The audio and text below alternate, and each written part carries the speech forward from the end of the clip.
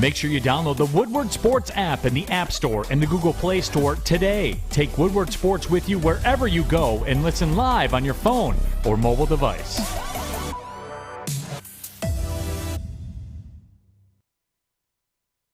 Welcome to the Morning Woodward Show here on the Woodward Sports Network. I am your host for the second day in a row, Jeff Iafrate, and alongside me, filling in for Adam Baydoun, who is not feeling good once again, to nobody's surprise, is Sam Stick Day. Hello. Filling it again. Let's go. Hopefully you're feeling better, Adam. We miss you and love you, buddy. We're missing you, buddy. But apparently he is blowing up toilets like it's nobody's business. Okay, well, you know what? That's karma's a bitch, ain't it, Fish? Because all that crap he talked to you, now he's suffering. Yeah, he used to talk crap out his mouth. Now he's talking out a completely different orifice. No, we got a lot of stuff to get to today. Obviously, we're going to go through the Jalen Carter stuff because it broke after the show, so we didn't get to talk about all of that and much more. Dylan Larkin signing his extension. Another round of applause. I mean, finally getting this one done. This is something I've been harping on for weeks, and we're going to have Michael Gentry on in the second hour, towards the end of the second hour, to talk about it. So and the Wings play tonight? They play Seattle tonight? Yes, they do. The Kraken? They do. And along with a ton of other things. Brad Holmes, his comments at the Combine, if you haven't listened to those already, along with Dan, they said a lot of important stuff, and I want to get Stick's opinion on it because I think he'll feel some type of way about some of the comments that were said, as well as we're going to bring up Jalen Ramsey. I want to revisit that conversation a little bit in the second hour because it seems like as time goes on and you see Brad Holmes and Dan talk about it yesterday, it just seems like a perfect fit. So I want to revisit that and speak on it a little bit, but before we get into any of that, yesterday something great happened. Or I guess it's not great, but Poetic. Poetic is the right word for it. Yes, thank you. Jaden Ivey, rookie for the Detroit Pistons. And if you watch the game, which, assuming none of you did, because that's where we're at in the season. According to the ratings, none of y'all did. I am the crazy one in here. I'm the one who straps myself in my seat, have my eyeballs open. Yeah. And how do you not? I'm forced to watch, joking by the way, but forced to watch the Detroit Pistons. And I do. I watch every single game. And if you watch the ending of that game, and you didn't know the date, it was March 1st, which happens to be Chris Webber's birthday. All right, and we all know... Happy birthday, C-Webb. Yes, happy late birthday, C-Webb. But we all remember the iconic moment with the Fab Five and Chris Webber calling that timeout, which Michigan did not have. What a way to honor Chris Webber, Jaden Ivey. I know what you were doing. I know what you were doing. You were honoring Chris Webber, weren't you? Calling a timeout yesterday when the Pistons didn't have one. Zach LaVine shot the technical free throws, and the rest was history. Yeah, and that's a great way to honor Chris Webber. It's one of the favorite things that you can remember about Chris Webber. You weren't alive for that, were you, Jeff? I was a baby. Okay. Barely. Yeah, I was a part of that Fab Five generation and stuff like that. I was young watching those guys play, and that moment, it ripped your heart out as a Michigan fan. It was devastating. It was awful. It was, granted, they got away with a travel before they called that timeout, so it should have been a turnover anyways. But yeah, Jaden Ivey yesterday on his birthday, how do you draw that up? How does the universe sometimes play this stuff out? It works out in funny ways. It's funny because we just got over the whole, I shouldn't say we got over it, it's still happening, but the scripted conversation. Yep. If anything's scripted, it's that. All right, Jaden Ivey calling a timeout the Pistons don't have to end the game there. And again, whether you want to put it all on Ivy, he actually played pretty well. So I'm not going to say it was all his fault. The Pistons didn't play well in the first quarter. Listen, but are the Pistons trying to tank right now? Honestly, it kind of worked out in their favor. Because you're not mad at any L they take right now. They got to keep losing. That gets you closer to victor. That's all you want. That's all you want. Somehow people will find a way to blame Dwayne Casey, but, there's that. We'll get into a lot of other things. But I do want to speak on the Jared Goff. You sent me something interesting yesterday. And it was hilarious because it's really something I never thought. Typically celebrities like Jared Goff, you don't see them doing all that often. Yep. Someone, I believe he's a business owner, if I'm not mistaken. He's actually one of my friends. Oh wow, you know him? Okay, yeah, this is from my personal Facebook page. So you can explain it because it's hilarious. Westy, you got that graphic that you could throw up in a second. So Ruffino Valentine, who owns Valentine Vodka, it's a distillery here in Ferndale, and also they have Mayor Pingree whiskey, which me and Neil are big fans of with the 103 Club. Mayor Pingree, some of the best whiskey you'll ever have in your life. So Ruffino, I met Ruffino probably like 15 years ago downriver. I was hosting hosting a bar event in Allen Park, and he was just getting his business going. Nice guy, you know, and I've been able to watch Valentine Vodka grow. It's pretty much a staple here in Southeast Michigan. I don't know how it is amongst the other parts of the state, but in Southeast Michigan, you can get a Valentine Vodka cocktail pretty much anywhere. So they have a beautiful distillery in Ferndale. If you haven't been there, go there, get some craft cocktails. It's fun. I've taken tons of dates there. They love it. You know, you can have a little banquet there. It's a good spot.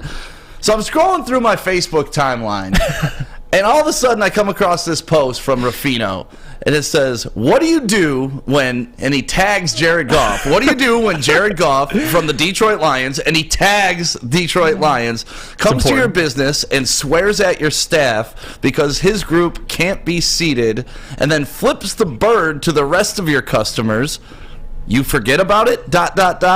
until they try to damage your business reputation by leaving bad reviews. My Lions jersey is going in the trash. Hashtag SOL. Hashtag you never want to meet your favorite celebrity. And it kind of blew up, too. It's got like 180 likes, 153 comments, 54 shares. Like yeah, I'm not. And this was last night when I screenshot it and sent it to you, so I don't know where it's at now. I saw it, and I was like, I was going to write an article about it, but do I really want to put this out there? I don't know the truth of it, and, I could just report on it. I couldn't give you any factual information. But the cool part about this is Jared Goff responded. He hopped in the chat. He checked him. Yeah. And he kind of did check him. It says, hey, Ruffino, and Jared Goff tags Ruffino. There must be some confusion here. I've never been to your business, nor did I write or have anybody write reviews on my behalf. I would love to go sometime if you'd have me, though. Let me know if you need a new jersey now. Oh, my God. Yeah, that's the... And that's how I want my quarterback to handle this type of stuff, right? Yeah. Like, he's getting called out by a local business, a good local business. It's not like the Valentine Vodka is some trash company. It's a really good, well-established company. So they're reputable. Ruffino's a good guy. He's in the community. That's how I met him, at a community event.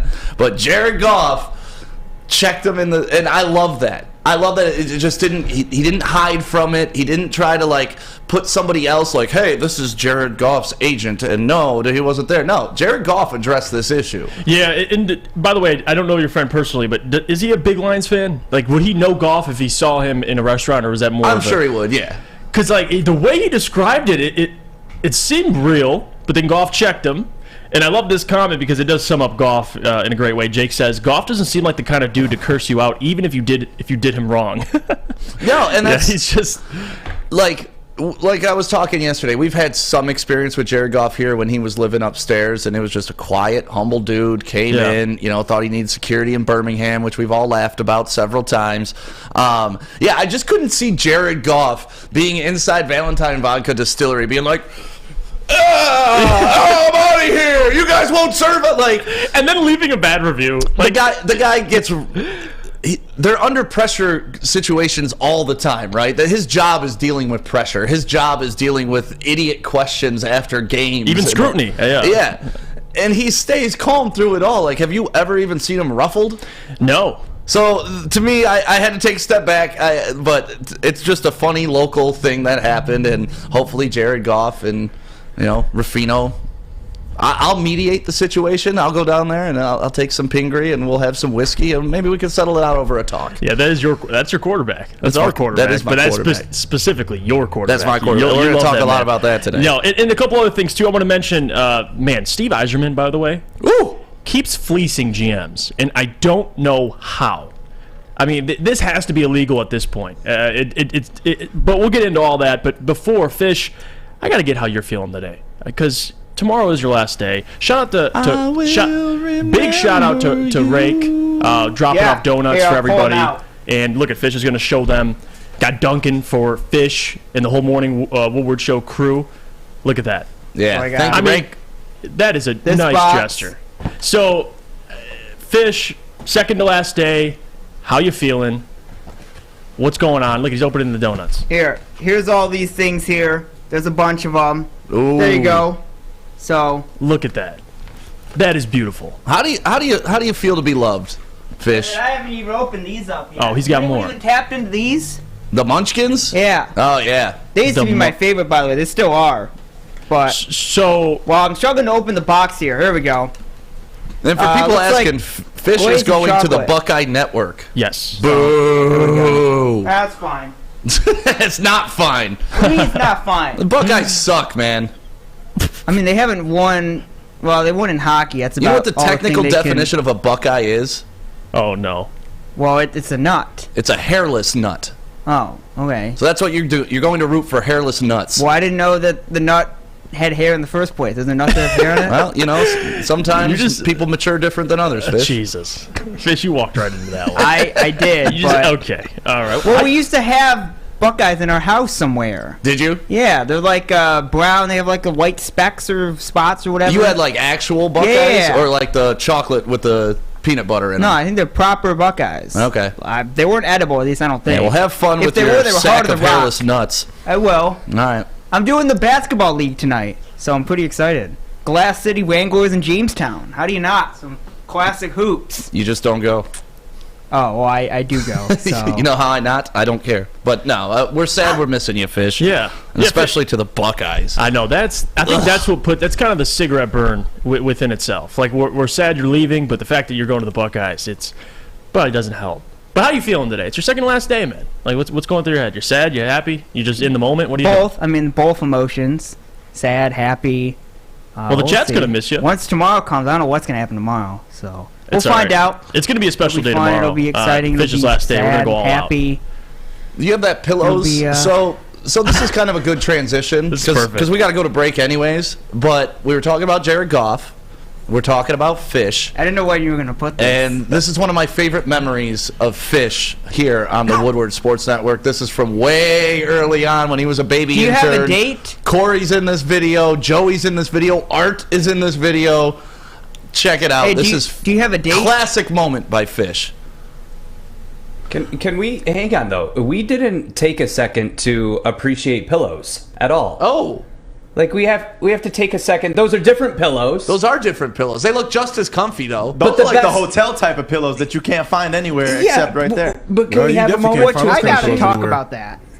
You got to talk about what, Fish? So I have a pillow which is, I don't know how old, it's a lot old. It's got one side soft, one side firm. I bought my pillow on vacation. My parents made fun of me. I'm like, you don't want to sleep on your own pillow? They're like, hell no. I bought my pillow on vacation. I said, fucking, I'm bringing my pillow. I'll tell you what. If those were my pillows that Art just had up on the screen, I would be taking them everywhere. Everywhere. Would you take that pillow with you, Fish? You like those pillows, Fish? I would have to feel them first. So if you want to be like Stanley Cup champion my Darren McCarty, go to goodness. Coast. And that's what makes you Fish. The fact that joke, by the way, and I love it because he's so innocent, it went right over his head. He was Oh like, no, well, I knew what you guys were talking about. I just tried to segue into You proper had pillow. no idea What do you mean? we were talking about breasts. Oh no, I Fish. totally knew. The picture, dingbats, on the screen. I knew that, but you were talking about the pillow that your parents were scolding called a you ding for dong. having. Yeah, because I switched. Soft on one side and hard on the other. Yeah, because you guys are talking about pillows, so I related to real life pillows that I sleep on. I mean, And for the I record, just that try was to Jared move Goff's away. girlfriend. Fish, would you still take those pillows anywhere? You Or you gotta maybe. feel them first. Are you still in the same mindset? No, I mean, Come on, Fish. probably. Sure, is that a good answer for you? Well, something else you can get anywhere as long as you find them is a special lobster truck. Ooh, Hey. lobster Seafood food truck, sounds good baby. right now. Can't even lie. Cousins Maine Lobster today. I'm looking at their map right now, and you can find out where they're going to be just by clicking on that QR, not clicking on, take a picture of that QR code. It'll pop up on your phone. Today, they are in Northville at the BP gas station on West 7 Mile. They will be there from 1 to 6 p.m. So if you're looking for some delicious Maine lobster, fresh, flown in for you, plus they got clam chowder, plus they got, I believe it's a quesadilla, lobster quesadilla. They got mac and cheese, all that good stuff. Go to Cousins Maine Lobster today. They will be in Northville, and then Saturday, you can check them out in Manchester, Michigan, and Wixom. Oh, Manchester. They're going to be there, too. So if you're looking for some awesome lobster, Cousins Maine Lobster. Saturdays Saturdays at 1 p.m. Make sure you're watching WoodwardSports.com for our new show, Chompin' Puck. He shoots! He scores! With four-time Stanley Cup champion Darren McCarty and Michael Gentry, Chompin' Puck is taking the Detroit hockey community, giving them a voice. Pros to Joes. You'll get the best Detroit hockey coverage around. Chompin' Puck. Saturdays, 1 p.m. on WoodwardSports.com. You're about to be shell-shocked. The catch of the day is in. Big Boy Seafood Fest is officially back. Join us for some of your favorites like our popcorn shrimp and pike perch platters and our classic fish and chips. This year, we've reeled in some fresh catches like our shrimp Alfredo, shrimp stir fry, and our fish sandwich. And especially, don't forget about our all-you-can-eat Friday night fish fry buffet. Every day is a fish fry at Big Boy.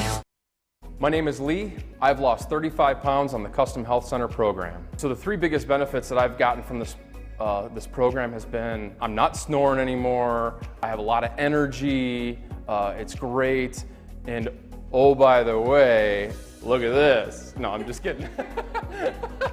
No, I'm just kidding. Call us at 844-789-THIN or visit CustomHealthCenters.com for a free consultation and get started for as little as $5 a day. We are the network for Detroit by Detroiters. Welcome to the Woodward Sports Network. We're back. Morning Woodward Show here on the Woodward Sports Network. Jeff Iafrate, Sam Stick Day. The comments are already coming in about Adam. And I love I'm dying over here. Adam has the immune system of a newborn. Adam has the immune system of my 1-month-old. If you're in the WoodwardSports.com chat right now, let us know what Adam's immune system you can compare to. Because we were talking about it before the show. Have you ever met somebody who's as sick as Adam? It's not when is he sick, it's when is he not sick, it seems like. Yeah, Correct. It's almost like he comes in and he's good. Oh, okay. All right, interesting. And it partially is just because the dude grinds. He does. He said just he's been sick grinds for the past himself. 3 months. What's that? He said he's been sick for the past 3 months. He's been sick for the past, since we started Woodward Sports, he's been sick at least 2 years out of the 2.5. Yeah, and again, you say he's been sick the last 3 months. He's probably been. I don't think he's slept the last 3 months. So there's also that involved. There may be a relationship to that. Like that's the thing. Like I constantly tell him, like, bro, just go home and get some sleep. Oh, I gotta get this done. It's like you can get it done tomorrow, and that's not procrastinating. No. Self-help. Absolutely. Take care of yourself. And here, get some sleep. The comments are coming in. Adam's too. in rehab again. Cocaine is a powerful drug. I love Matt's comment too. Adam catches more sickness than Kenny Galladay catches footballs. That's a true not fact. hard to do, no, that's a true fact. Did you see that highlight reel of Kenny Galladay's touchdown catches for the Giants? Was it like 5 seconds long? It was 5 seconds, one catch. it was awesome. $16 million later. Adam's immune system is Ben Wallace strong, but Adam's immune system is no John Stockton. Oh my! Adam's immune system is like my love life. It barely exists. Oh, Jenna! Oh, okay, that one. Jenna, can we find Jenna a date in the chat? Jenna, that one hit home. That one hit hard. Steve Brown, slide in those DMs right now. Speaking of sliding DMs, Brad Holmes, it seems like he'll be sliding in Jamal Williams' DMs, and he'll be responding to Brad Holmes, responding his DMs, because there's a mutual interest there. Yeah, quote unquote, a mutual interest, and the conversations have started about renegotiating that contract, and I'm glad both sides are interested. Yeah, I think we all, kind of foreshadowed this. Jamal was very vocal about why he wanted and what his intentions were for free agency. He wanted to be a Lion, and that was clear. And you kind of heard that echoed from Brad and Dan as well. You talk about one of the foundational players in the locker room, somebody that everybody kind of leans on for not only the energy but his productivity. It's Jamal Williams. Yeah. And you talk about the running back room. Listen, DeAndre Swift, to me, we still believe he's talented. I think we repeat that every time we talk about DeAndre. But at the end of the day, you need somebody in that room that's healthy. And Jamal Williams all year, even banged up, was playing. And that's what I respect about Jamal. Even though he's not a true, workhorse running back, somebody that would be an RB1 for a playoff team, he's still very productive. Last year, broke Barry Sanders' touchdown record, had over 1,000 yards, and again, outperformed his contract. So I'm curious what the number would look like, but Jamal, to me, despite what I think about what they should do in the draft or free agency, because I do think they got to get another running back, Jamal's got to come back.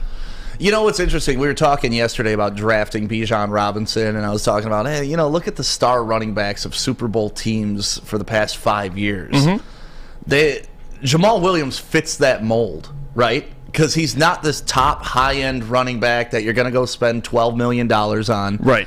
He's a guy that you're like, wait, that's the leading rusher in the Super Bowl? And, like, that's the role I can see Jamal Williams having with the Detroit Lions. So when we're looking at all these players from the past 5 years that were running backs in the Super Bowl, they weren't elite guys. You don't have a Saquon Barkley. Right. Leonard Fournette is probably your top tier end of running backs. But he was cut before he joined the Bucs to win that Super Bowl. That's true, too. So that's why I love this marriage with Jamal Williams and the Detroit Lions. Plus, I mean, you saw it in Hard Knocks. If you're going to piss like a puppy, stay on the porch. And that's how do you replace that? It's hard. I mean, and that's the big thing. And you heard Brad, again, if you listen to his press conference in Indianapolis at the Combine, one thing he kept repeating about players is we want a specific type of player. Like there's a character, there's a lot of boxes that guys have to check. Jamal checks every single one of those boxes. It's not just on the field, it's what he is off the field, right? Yeah. It's the character. I mean, they're looking for the right character. Not even just the intangibles, but the tangibles. I mean, Jamal checks all those boxes. And just a little cherry on top, the guy never gets hurt. So, especially at the running back position. Knock on wood here. At least hasn't gotten hurt. Damn it, Jeff. But that's what you're paying for. And again, DeAndre checks a couple of those boxes, right? Character, explosiveness, but then we get to health and productivity, and now you're kind of pulling at strings here. Jamal does check all those boxes, and I don't think he'll cost a lot. Like, I don't see Jamal going to the table and being like, hey, I want, so-and-so, I want top 5 running back money. Like, that's just not him. I think he understands his role and understands what he has to do. He's a $4 to $5 million a year guy. Yes. That's where you want to get a Jamal Williams at. Yes. $4 to $5 million a year, and I think he's self-aware to know that. Plus, you saw it when the Packers let him go. The Lions were kind of the only suitor for him. Mm-hmm. They were the only aggressor for him, and he seems like the type of guy that appreciates that. The NFL's a business, but Jamal Williams is not your typical NFL player. I don't think he's there just to collect a check, right? He's playing this game because he wants to play football, go home and watch anime. Like, that's all that dude wants out of life. And if he can make a little money doing it, I think he's happy doing it. And plus the way this city has embraced him, right? What he's done for this city. I would hate to see this marriage end at some point, but I think you put him right there. I believe $5 million is like the Rashad Penny area. Sounds about right. And to me, that's value. Yeah, and with Jamal, too, you look at a couple different things, right? With Jamal, the character, I mean, how much he's going to cost. For Jamal, the question I would ask, and I want to hear your thoughts on it, for the draft and for free agency, and I'll probably lean more to the draft, should the Lions, because Justin Jackson, RB3, used him a little bit, he's a free agent, I don't know if they'll bring him back, should they draft a running back later in the draft? Maybe not Bijan, but should they at least take a flyer on somebody? Just to have back there. You can. The fact that we have such a strong offensive line, you can draft any running back. I think that's the one thing that I've noticed different with the Lions over the past 2 years. Remember when we couldn't even pay for an 80-yard rusher, let alone a 100-yard rusher in a game? But now it just seems like with this offensive line, with Ben Johnson and the scheme that Dan Campbell and him have come up with, you could put any running back there and they would be at least productive. Right. Right? We saw it, like you said, with Jackson. You saw it. Craig Reynolds. Remember, he had a 100-yard game last year. Yeah, Craig came in and did his thing. God, why can't I think of his name? That 6th-round pick that we drafted out of Oregon a couple years ago. Jamar Jefferson. Yes, Jamar Jefferson. Yes. When he got in, he was productive. He got injured, but when he got in, he was productive. So I think because of the way the Lions are set up, you no longer have to rely on the running back to break 2 tackles before he gets to the line of scrimmage. Mm-hmm. These guys aren't getting touched till 3-4 yards down the field. So anybody you throw back there should be productive, but then you add on a guy like a Jamal Williams with that extra talent, and you just become unstoppable. Yeah, I think they have to at least take it. And we've done a couple mocks. I had Dwayne McBride, Zach Charbonnet, and 2 guys I do like. Jameer Gibbs I like as well. But I just think Jameer Gibbs is a sleeper. He's a sleeper. He's the second best running back to come out this year. Yeah, I would agree with that. Yeah. But he's, again, it's where do you want to take your running back? And I think with the point you just made, which I agree with, having such a good offensive line, I think it puts a little less pressure on you to find somebody that can create something out of nothing. Because you're not always going to have to do that. You have an offensive line they'll create something for you. You just got to, know your assignment, be quick, get out. Like Jamal Williams, he does everything to a T, does it right. You saw the productivity he had this year. So, I do think they should. And Matt, I haven't gotten a chance to speak with you about this, but the whole running back conversation, are you for drafting a running back? Would you even go as high? Because I've talked to people here at this network that want Bijan Robinson in the Lions uniform. Or are you just more of, let's just take a flyer on somebody? I'm definitely in the boat of taking a running back each draft. Or at least every 2 years. I think athletes are the positions that you want to stock up on in the draft and develop and see what they can turn into, and then pay the big guys in free agency. Yep. That's where I'm at right now. Obviously, we'll see how things shake, but it definitely appears like they're looking for a certain type of player. Looks like Dan Campbell and Brad Holmes are looking for the guy with that X factor, that FBI, they call it, football intelligence. And what you say the last week, you brought up a stat of the last, 14 Super Bowls. Typically, you're not seeing guys, and Stick kind of brought this up. You're not seeing, workhorse backs winning Super Bowls, leading their team to a Super Bowl. Typically, like last year, Isaiah Pacheco, 7th-round pick. Like, that's what you're typically seeing in today's NFL. I feel like when you get to the promised land, it almost relies on the coaches a little bit more. You have your guys like Ben Johnson that can put people in the right position to be successful. So whether it's a workhorse back or a smaller, quicker back, or even a receiver that you can run out of the backfield. They did that a lot with Amon-Ra last year. I like the creativity that Ben Johnson can bring to this team, especially when you build that offensive line first. So I wouldn't be surprised if they target offensive line. Like, I think it's Ermanni who talks about it a lot, really making your strength stronger. Yeah. No, and I think Ryan has some points about doing that. Now, drafting 2 offensive players in the first round, okay, well, I'm not there yet, but I agree with, that's why some of the mock drafts that get sent here, and you have a guard at 18, or you have a guard in the second round, Steve Avila, and we made the joke about Al Avila. Yeah, no more Avilas in Detroit. None. True. No, that brand is not welcome. At least Adam would definitely agree with you there. Yes. But I don't hate the idea of drafting a guard because, again, to your point, make your strength even stronger. Yeah. You're going to need a guard. Vitae, we'll see what happens with him, assuming he gets cut. Well, you're going to need to replace him. Injuries happen. They do. Especially on the offensive line. And they got lucky this year, the Lions. They didn't have too many injuries. Yeah. Like Decker was healthy all season. You had Frank, who typically he was out the season prior for most of it, and you had Evan Brown at center. So as long as this offensive line stays healthy, you're going to have productive backs in the backfield. We're going to go to break. Let me tell you about our friends over at SMA, because the sports marketing agency helps spread awareness about mental health and substance abuse. Their new podcast, this is the S Word, helps fight the stigma about seeking help. If you or someone you know is struggling, head to thesportsma.com for more information. Love Woodward Sports? Love wearing clothes? Then you should be wearing Woodward Sports clothes. Check out our full line of merch at woodwardsports.com. Just click on Shop. We have all your favorite designs, like Dan Campbell kneecaps, Beverly Hills Golf, Woodward Golf, and of course, our own logoed out merchandise. Men, women, infants, kids all love Woodward Sports. Impress your friends. Impress your boss. Impress your dog. Buy Woodward Sports merch today. Introducing the Planet Fitness Guide to getting that post-workout glow. Step 1. What's your why? More epic energy? Better sleep? Blow off steam? Step 2. Join Planet Fitness for just $10 a month and get moving in our clean and spacious clubs. Step 3. Bask in that post-workout glow. Join Planet Fitness today for just $10 a month. Join today at any of the 50-plus Detroit area locations. Woodward Avenue, the first paved road in America. Woodward Sports, the first sports network born in Detroit and made for Detroit. Hi, Frady here. Let me tell you about our friends over at the Foaling Warehouse in Hamtramck, because it is the home of the original football bowling game, 2 to play for $12, the unlimited open play, or you can pay $120 and bring up to 9 other people to test your skills. If you think you're better than Jared Goff, go try it out. $2 Mr. Beer Machine, full bar. Check it all out. FoalingWarehouse.com.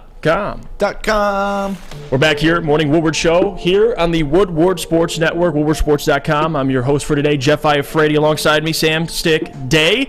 And you guys know what time it is. It's fan mock draft time. And by the way, I just want to say to everybody who's reached out, if you haven't already, if you want to get your mock drafts potentially on the show, because there's a lot of you that have sent in mock drafts, just send them to me or Adam on Instagram or Twitter. At Jeff Iafrate is my @ Just send them to me, and don't be scared to drop a follow as well. And I'll try to get to them all. I'm trying to respond to all these messages because I don't. That's just who I am. I try to respond. I'm sorry if I haven't gotten to you. There's a lot there. I'm trying to do a little bit at a time. But to the people who did send me them, I appreciate it. I pulled 4 randomly. Alex, could you do me a favor and pull one of those up, and we'll react to it? I don't know the name specifically because I'm just grabbing these things, but we can see. So, here we go. No trades. At 6 overall, Tyree Wilson out of Texas Tech. So, speaking of offense in the first round, they go defense Another both times Jake in the Moody. first round. Jake Moody, man. He's on every single one of these mock drafts. Joey Porter Jr. at 18. Speaking of Steve Avila, 48. Trenton Simpson, Keanu Benton, Dwayne McBride, Stenson Bennett, and Jake Moody. Wow. A lot of A's here. And then the F for Jake Moody, but we'll just correct that to an A. Yeah. I don't mind the top end of this draft. Once you get down into the Stenson Bennett, I don't need a 70-year-old quarterback. You're not a big Stenson guy. No, I am. In the 6th What round. he accomplished, what he did, his whole backstory is phenomenal. Is he going to translate to the NFL? It's debatable, right? So Stenson Bennett. But let's talk about the top end of this draft. Tyree Wilson there. That's really the first time I've seen him high on a mock for the Detroit Lions. I don't know about it. I mean, PFF's giving it an A- there. I like that they went defense, so I'm okay with this. I like defense in the first round with those 2 picks. Joey Porter Jr. is somebody that I would love to see picked up at the 18th spot. Yeah, that's been someone Adam's been crushing on. Yeah. You know, we have our own little crushes. I like Joey Porter a lot, and the fact that you get him at 18. I've seen a lot of mocks. These are so different every single time. Like, I've seen some weird ones, and I actually sent Alex one that I thought was interesting. We'll get to later. But typically, you see they're mostly similar. Like Joey Porter, you see a lot at 18. I like it. Tyree Wilson, to me, and I know this gets brought up, you know, what position are you taking? Would you be willing to take a corner at 6? To be honest with you, I would rather take an edge rusher, a defensive tackle, or a quarterback over a corner at 6, to be honest with you, because I think you could get a corner at 18, or you can even trade up and get a corner. I just think at 6, that's such a, you got to have a for sure thing, and Tyree Wilson, to me, with his size and length, he's probably the closest thing to it. So I don't mind it. I like Tyree Wilson. Steve Avila, I know me and you kind of see this similarly. You don't mind because Adam hates guards. I don't know why in the second round, in the first round, Adam hates a lot of things. I understand that, but you're not opposed to the idea of taking an offensive lineman. No. Okay, then you know me. we're good, insulate then. your strength. There you go. You know, if you're good at a position, like I'm okay with doubling down at that position and adding some depth. I'm perfectly fine with taking a guard there. Is Avila that name going to haunt me for the rest of my life? That's I'm the sure question. It will. You know, like I don't want an Avila here. I just don't. He doesn't have any relationship to those two. Just keep him out. But yeah, Al, his son, and this dude, I don't want it on a Detroit uniform. I don't want to see it. I don't want to be reminded of it. It would be like if we drafted a Patricia. I don't want any Patricias in here either. Yeah. Like, I'm sorry. That's just how I am. And I love this comment. Philippines on Demand says, Jeff Iafrate, I'd rather have Tyree Wilson and than Anderson Jr. because you can move Wilson inside and outside. Anderson Jr. is strictly an edge guy, too small to play inside. Agree, disagree? I can see what you're saying. I mean, Tyree was moved around a lot at Texas Tech, so if you're talking about moving him around the defensive line, it makes a lot more sense, but you can't deny Will Anderson is probably one of the best edge rusher prospects since maybe Myles Garrett. I mean, it's been a while since you've seen a guy like that come out. So I get what you're saying, but also I'm taking Anderson Jr. at the same time. But I don't think he'll make it to 6. All right, Alex, throw up another one. We'll see what this one is. Hopefully, maybe it's the crazy one I sent you. Silver says Carter is playing for the longest yard next year. Oh, Jesus, man. That's in the chat. I didn't say it. That's in the chat. And I love that movie, too, so I'm willing to let it slide. Okay, so here we go. Okay, so this one, a trade was made. He traded back to 12, which I don't mind. You move back 6 spots. You get a second-round pick, 2 second-round picks, and a third-round pick, and you give up your second.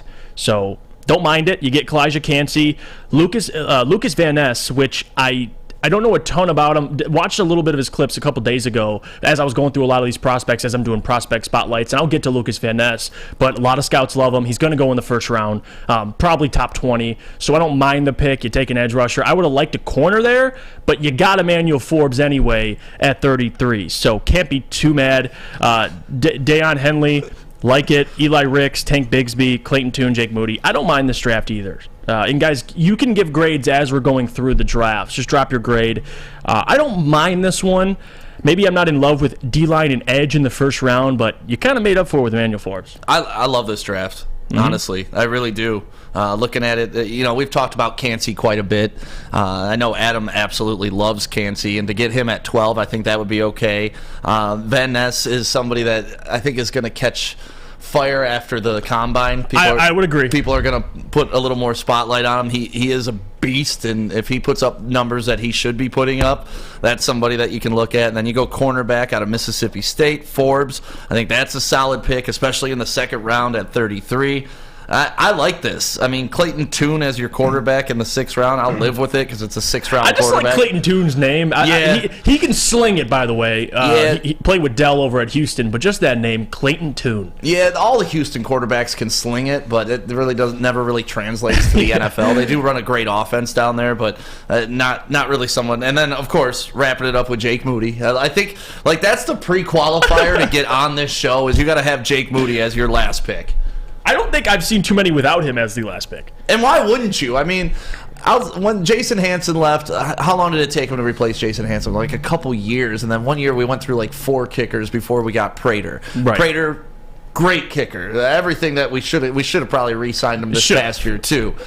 They didn't, and look, it took to about game 7 before the Lions actually found a kicker, and it cost them a couple games early on. Yeah, Dan Campbell's decision making was different because we don't have a kicker that can make a 45-yard. And to be honest with you, you had a kicker, Riley Patterson, and we let him go, and but it got us to Badgley, but Riley Patterson's killing it for the Jacksonville Jaguars. So that's unfortunate. I'm okay with getting a kicker, like a solid kicker for the next 10 years. Let's just set that position and forget it. Yeah, and that's the value. I think people say, why are you drafting a kicker in the 6th round? If you can have a consistent kicker for 15 years, it's worth it. Yeah, at least we know about it. It's 1/3 of the game.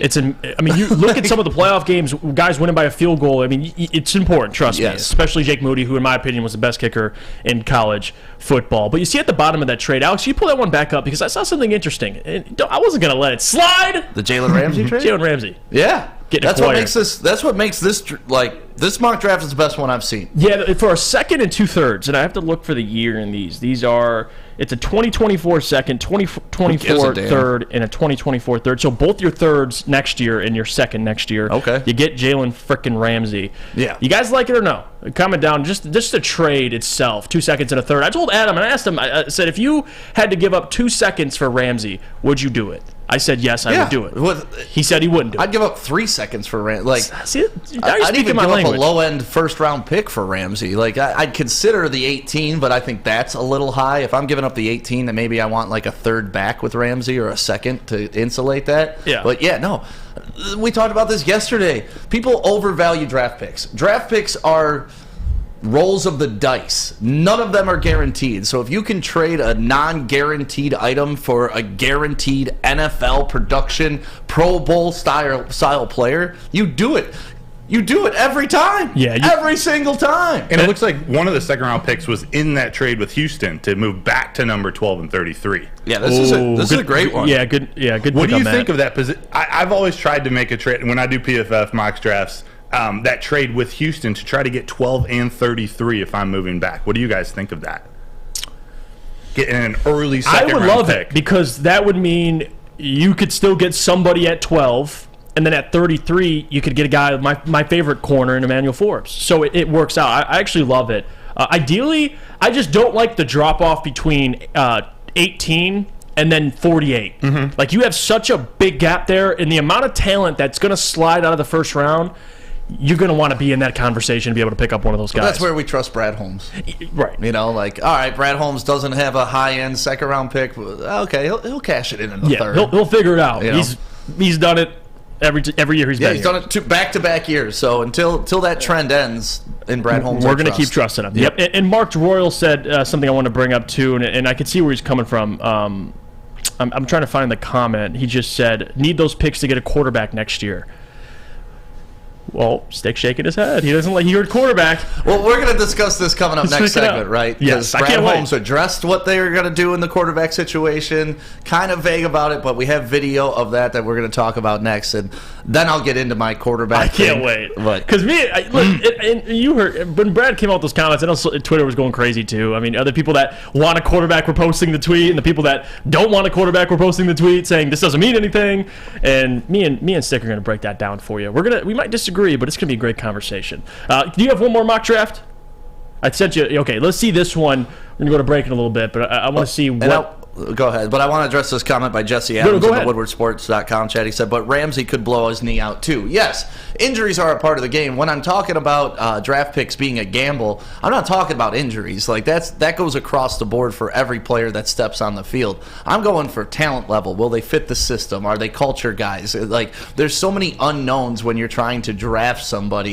You just never know what they're going to turn out as. So to me, I'm always going to take the established commodity. 100 times out of 100. Yeah, no, and I agree with that philosophy for the most part. I think if you're looking at prospects, I don't want to say you're always guessing, because some GMs, you like for example, Amon-Ra was Brad's guy, and he ended up working out, but he's still guessing. Like, Amon-Ra could have been, that Brad Holmes video of that draft is probably one of my favorite things that Brad Holmes has ever did, because in the first round and the second round, people were pressing him to take a wide receiver that year. And if you remember, they flashed to the war room and he says, we're going to get our guy later. We're going to get our guy later. So, like, he knew that Amon-Ra was going to be there in the fourth round. While everybody was going after the Waddles of the world and stuff like that in that draft, he's like, no, we're going to get our guy. And they got their guy. And he's been out-producing all the first-round guys, too, except Trace. And Jake says something, this is interesting. The bonus of the risk of drafting is that you get a great player for a massive discount if he hits, which is very true. Yeah. But there's also that risk of him not being that great player. You get Jalen Ramsey, you know he's a great player. Yep. You know he's a top 2-3 corner in the NFL right now. That's all I'm saying. You can throw up that the mock draft. Let's see what else we got here before we go to break. This is the one we were getting a little freaky. All right, so oh god, and I just want people to grade this one. To be honest with you, selfishly, I just wanted to hear the people's reaction to this. This person traded up to 2 and gave them Goff and another first-round pick to move up 4 spots to take Bryce Young. Yeah, no. What crackhead turned this one in? So, not only do you give up Goff and your first-round pick this year to move up 4 spots, you give up the first-round pick next year. Jeez. This one's bad. This one's bad, guys. I didn't give you a warning, but it's bad. So you're giving up Goff and 2 firsts for a second overall?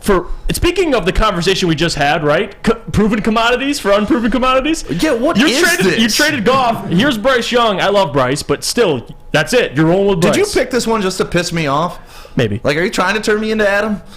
I'm not going to deny or I'm not going to, Fish, shut up! Thank you. Okay, I will. Thank you. Now you're Adam. But come on, man. I will not confirm nor deny that I tried to piss you off. What this is doing is sacrificing the next year. You're at least putting your growth on hold for a year if you make this move. Because Bryce Young is not going to be able to step in as a rookie quarterback and lead this team. He's not. I don't give a damn what you think. And you about got nobody in front of him or behind him? You still haven't addressed your backup situation. Bryce, let's go. And now you're out 2 first-round picks and a quarterback that you argued yesterday was the second-best quarterback in the NFC. Yep. For Bryce effing Young, who's 180 pounds and may not even make it through his first year in the NFL. And I like Bryce, but that's an overpay. To give up your first rounder and Goff and your first rounder next year is ridiculous. I'm sorry. That one gets a Z. LFG has a Darko level draft pick. That's what this is. All right. That's what this is. I'm not saying you can't say Bryce is Darko, but the trade maybe is Darko-esque. This trade sets this team back at least 2 years. You're not competitive for at least 2 years. That's fair, because you got to wait for Bryce. You got to wait. Yeah, he's not going to come out. He's got to learn the offense. He's got to gain the locker room trust. He's got to lead the team on and off the field. There's just no way you make this move. Yeah. I'm against getting a quarterback to begin with, but sacrificing the good quarterback that you have and assets for a question mark that we're talking about. Good Lord. I'm pretty sure the 49ers traded up to get Trey Lance. They traded up 10 spots. They gave up like 3 first-round picks. You traded up 4 spots and gave up 2 and your franchise quarterback. That's And how that Trey Lance thing work out? Yeah, that's absolutely unheard of. Yeah, wow. So we're gonna go to break here, and if I have to, get a haircut, which I'm gonna need to do soon. My hair's growing back. How do you not? Stick, where do I go? You go to Lady Jane's. Mostly because it's wicked awesome. Ooh. Second of all, you're gonna get treated like a king.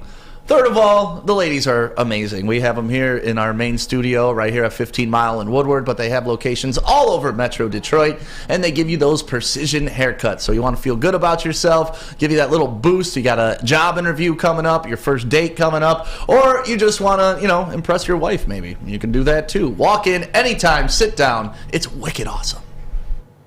The Sports Marketing Agency would not be who we are without great community partners like Higuera Health and Carol Zaniga. It's an awesome opportunity to partner with your organization. Higuera Health is a comprehensive behavioral health organization. We serve children through older adults with mental health, substance use, and developmental disabilities across Western Wayne counties, and really excited to now be in downriver communities as well. Give us a call at 734-458-4601. We don't like to brag that we are the toughest sports network in Detroit, but we do have a guy named Darren McCarty on our side. Lemieux and McCarty, who've had a good knockdown drag out. There they go, right on the whistle. They were talking to one another. Woodward Sports. About the quarterback. Morning. Mock draft, which is the Bible here on NFL Network. With that 18th pick, there was a quarterback selected. Jared Goff had this great year, but we do know his contract number and all that. Is there a scenario where you could see a young quarterback selected by the Detroit Lions with those first 2 picks? Yeah, it just has to make sense. Obviously, we like Jared. He's our starter, but we don't have a lot behind him, and so we were kind of sliding into home plate at the very end off a training camp, trying to find a backup quarterback, and able to get Nate Sudfeld, and did a nice job for us. But we've had these open, transparent conversations about we're happy with Jared. He's our starter, but we need to add some pieces in that room overall. So whether it's in free agency or in the draft, we just got to get somebody to continue to develop. We're back, Morning Woodward Show. Jeff Iafrate hosting for today alongside me, Sam Stick Day. And you heard Brad's comments there. And I think he answered that exactly how he should have. I don't think there's much to overreact to. You have the 6th overall pick. You don't want to tell teams, yeah, we're not taking a quarterback. And you don't want to tell teams, we are taking a quarterback. So you're kind of just saying, we have to see. We're going to take the best football player. I think that's the right way to respond, because there's still teams behind the Lions that need a quarterback stick. So even if they don't, you have to say that. You know what I love about you, Jeff? Is you use your brain. You heard that and you processed it all right, this GM isn't saying we need a quarterback like some idiots that I know that work at this network. I love you, Easy. The Easy and Stick. I love this. Dude, Easy is just so hell-bent on proving himself right sometimes. He hears what he wants to hear and extrapolates information. They talked about taking a quarterback. It's well, yeah, first of all, he was asked about taking a quarterback. So, of course, he's talking about taking a quarterback. And what does a GM do before the draft? Do they lay their cards on the table and tell you what they're going to do? Not good GMs. Yeah, no, this isn't Bob Quinn who said, okay, we're not taking Tua. We're not taking a quarterback. This is Brad Holmes, master manipulator of other people's GM's minds, and he was non-committal each way. The one thing that stood out to me, if I'm going to cherry pick the information I want to out of that comment, is he brought up backup, insulating the backup position. He literally said, we didn't have any backups. We need to look at that. That's Brad Holmes' mindset I'm taking away from that. They're not looking for a starter. They're looking for a backup. And whether that be in the 1st round, whether that be in the 4th round, they're still going to try to make this team better. And what's a GM's job? Make the team better. Oh, my God. That is. So, wait, you're telling me that Brad Holmes isn't committing, so he's not playing his cards so the rest of the world knows what he wants to do, and he's still going to try to make the team better? And And that's what I love about Brad too, the transparency. Like that's what I appreciate. He's not going to come out and say, "Yeah, Jared's our guy for the next 5 years, 10 years." Like he's pretty honest. He keeps things, year to year on a year-to-year basis, and that's something I respect out of Brad. When you look at that comment, and they had multiple comments, what it tells me is they need a backup. But backup to me doesn't always mean, Nate Sudfeld. It could mean, and I'm just throwing this out there, the Chiefs had a backup behind Alex Smith when they drafted one for a little bit. Yeah. And then he became their starter, Patrick Mahomes. So I'm so sick of hearing that. I'm not saying. Honestly, Jeff, I love you, and I just complimented you on using your brain. I'm just saying. But everybody who says, "Why don't you just go get a Patrick Mahomes?" The Chiefs did it. It's like, I'm not saying. If it was that easy, every team would have done that by now. You can't just go get a Patrick Mahomes. And there isn't an effing Patrick Mahomes in this draft. Let me give you another example. The Eagles. They drafted a backup in the second round, Jalen Hurts, who was the backup. Now they're in the Super Bowl the next year. So taking what he's saying, it could go either way. That's why I don't – if people want to run with it and say he's taking a quarterback in the first round, go ahead. He's not. If you want to go with he's taking a quarterback later in the draft, go with it. He's not. You don't think he'll take a quarterback at all? No. You heard him, in the draft or free agency. He didn't specify that they're drafting a quarterback. He said draft or free agency. Well, he's not going to say draft.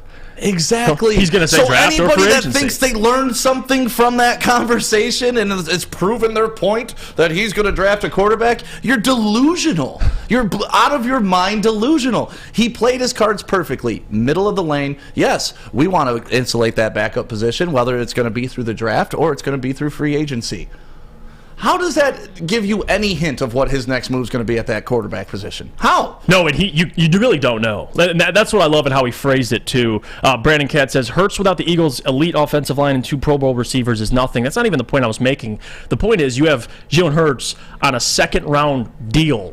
That's why you're able to have all that talent. And if he's playing at a high level like he did this year in the MVP conversation, you're going to be all right. But here's the deal. The two examples that you gave me with Jalen Hurts and the Kansas City Chiefs, those were complete teams before they added their quarterback.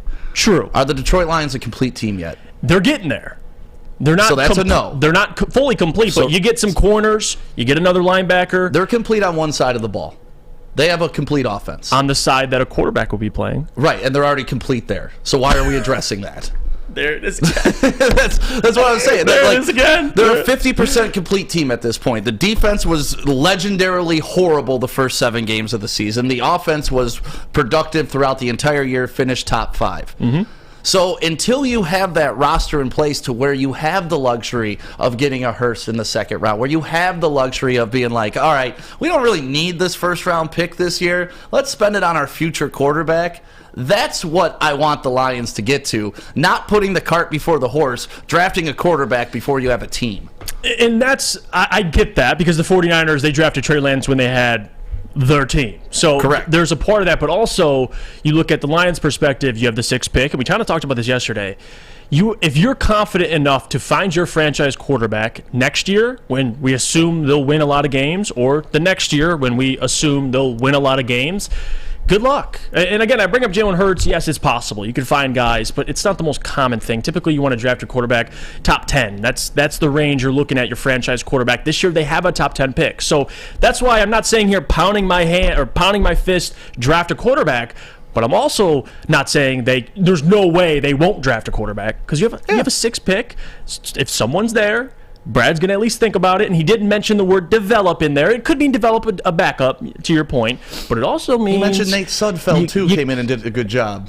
Nate Sudfeld! Listen, that's who the backup was last year, and if that's where they're looking to improve, pretty easy to improve over a Nate Sudfeld. And Philip C. says Cooper Rush. That's a good point. Cooper Rush, backup. He won some games over in Dallas. I didn't even know. Cooper Rush, Central Michigan product, by the way. Came out of nowhere. Won some games for Dallas. But that, to your point, complete roster. Well, and to all the Goff haters who say, well, Goff's only a system quarterback. Goff's only doing it because of Ben Johnson. Goff's only doing it because of Dan Campbell. It's like, okay, well, if it's just a system thing, and now we're talking kind of San Francisco 49ers-ish, then who cares? Bring in anybody. Bring in a Brock Purdy, and he's going to be able to run it. So don't feed me this both ways, that Goff isn't a good quarterback and it's only a system thing, well, if that's the case, then why are you spending a 6th-round pick on a quarterback if it's a system thing? Why waste that asset if it's a system thing? Yeah, and again, if Jared goes down, your season's essentially over. So I don't think the backup thing, at the end of the day, it doesn't matter too much unless you have, Brock Purdy, to your point, or someone, like Cooper Rush, who you can at least trust to come in and win some games for you. Bring in Gardner Minshew as our backup, and I'll be a happy man. Well, even Gardner Minshew was like 1-2 for the Eagles, I believe, when he was. And that's a complete team, but Taylor Heineke, you can play those games, but what does that do for your franchise? You're not going to win a championship with Taylor Heineke. You're not. Right. True. You're not going to win a championship with Gardner Minshew. And unless you're making championship moves, you don't throw out a guy that is the 2nd best quarterback in the NFC. Well, okay, stupid. Hold on. Let's run that, because I do believe he's the 2nd quarterback in the NFC. I do believe that. But a lot of that has to do with just the quarterback field in the NFC as well. Like, if you put him in the AFC, he's probably 8th. Like my old English teacher used to tell me, you don't have to be smart, you just have to be smarter than everybody in this room. And the room being the NFC. So yeah. And that's why I love Brad and how he's non-committal. And that's not just the quarterback position, that's every position, because Brad gets it. Like this is a year-to-year business. You see Jared Goff, we praise him. He played extremely well down the stretch this year. 15 touchdowns, 0 interceptions down the stretch. He's played extremely well since he put on a Lions uniform. Well, he has. You said the entire tenure of the line, he's played exceptional. Yeah. Better than anticipated for 99% of people. The first year, right? I'm sure that's where you're going to go, right? His first year wasn't earlier great. this season. Earlier this season? You mean when he was putting up 49 points against Seattle? 7 You mean of those, when the offense was leading the league in air yards? 7 of those came from his pick 6, but continue. No, he put up 49 points offensively. Okay. I'm not talking about what Seattle did. Okay, and every quarterback throws a pick 6. So the fact that that's your only argument. No, there's a couple. The games. Lions led the league in air yards for the first 5-6 games of the season. Air yards. You know what that comes from? A quarterback throwing the ball. Mm-hmm. The year prior, when Goff got here, the team was in complete disarray. And I'll tell you this, Goff wasn't great, but you saw what happened when Blau and Boyle got in. That team was dreadful. It was even worse. They couldn't move the ball without Jared Goff. And that's what made me respect Goff even more. Because sometimes it's not your presence, it's your absence. And when he was out, you saw how flawed that offense was. When he was in, at least it was a functioning item. And then you see the second year. Now all of a sudden, when they fire the OC midway through his first year, he starts trending up. Second year, still trending up. End of the season, still trending up. If he was trending down, this would be a completely different conversation. Yeah, it's like compared to dating a partner, and he or she, they're all right. Looks, all right. Personality, all right. Everything kind of checks all those boxes. And then imagine you go to you break up with that person, and you go to somebody else who isn't on the same level as that person, but that person's middle of the pack, and the new person is damn near at the bottom. You're going to look at the person who's middle of the pack and say, damn, that person's got something. But you forget that there's actually a person who's better than that person, who checks even more boxes and has a better personality and is hotter and all this stuff. That's kind of the thing with Goff, like to Blau and Boyle. Of course they're not going to look good. Goff is better than those guys. But are those guys better than Goff? Like, of course could you upgrade? I'm not saying Goff is the best quarterback ever. Yes, you can upgrade over Goff, but who is that? And watch Goff's play, too, when Ben Johnson got... And I'm not saying it's all Ben, but you saw at the end of the season, Goff played well. Ben got the passing game coordinator this season. Ben's first year as an OC, he's played exceptional. Do you ever think what Jared would look like without Ben? Like, because we saw what Jared looked like the 2 years before. He got to a Super Bowl without Ben, didn't he? Well, he got to it. Oh, all right. We don't want quarterbacks that can get to a Super Bowl. Well, he got there. I don't know if he was the number one deciding factor in that, but he did get there, to your point. And now it sounds like I'm hating against Goff, but I'm not. But the reality is, I'm not blind by the light. I know Goff, I respect Goff, but trust me, when that contract ends and you see that contract and you're looking at it and he's asking for $40 to $45 million, I'm crumbling up that thing, I'm throwing it right in the trash. We're moving on. And the reason why, you have to at least be prepared for that. I don't want to just lead into the light and say, all right, Goff, we're cool with you until I see the $45 million and then I got to figure it out. You got to think about the future at some point, Stick. And that's what good GMs do. You think about the future. And I think Brad, we'll see what they do with that 6th pick, but he proved yesterday, he was non-committal. I just wonder, at what point do hater-ass people like Easy and people that hate Goff, accept that he's a good quarterback? At what point? What does the guy have to do? He's good. I know. I just think, does he have to do to like cement himself as you're like, all right, that's the guy? What other box does he need to check? A playoff win? If he gets a playoff win in Detroit? I mean, the playoff wins, they're important. I think just overall, kind of mimicking what he did, and I'm not asking for the second half. The second half, he was perfect. But you need more consistency. I want Goff, especially that salary. I don't know where it goes. If he could take a discount, I don't mind Goff. But let's be honest, he shouldn't take a discount because Daniel Jones is about to get $45 million. So if Goff's smart, go get your bag. It just won't be in Detroit. We're going to go to break here. When we come back, I want to get into the Jalen Carter stuff. Yeah, we want to give our thoughts on this. We're going to take calls. Alex, if you could, during the break, drop the phone number. You guys feel free to call in, share your thoughts. If Jalen Carter falls to you at 6 and you're Brad Holmes, are you pulling the trigger? That's the question we got to figure out. But we'll go to break. We'll see you guys right after it. You don't have to go to the beach, man. You don't have to get your butt crack full of sand. You just need a little chili peppers, man, to get that glowing beach chili peppers tan. Woo! With 26 locations in the Metro Detroit area and more coming, Chili Peppers Tanning is where you'll find the cleanest salons in the D. Join the Pepper Club for the best deals on unlimited tanning. Head to chilipepperstanning.com. You just need a little chili peppers, man.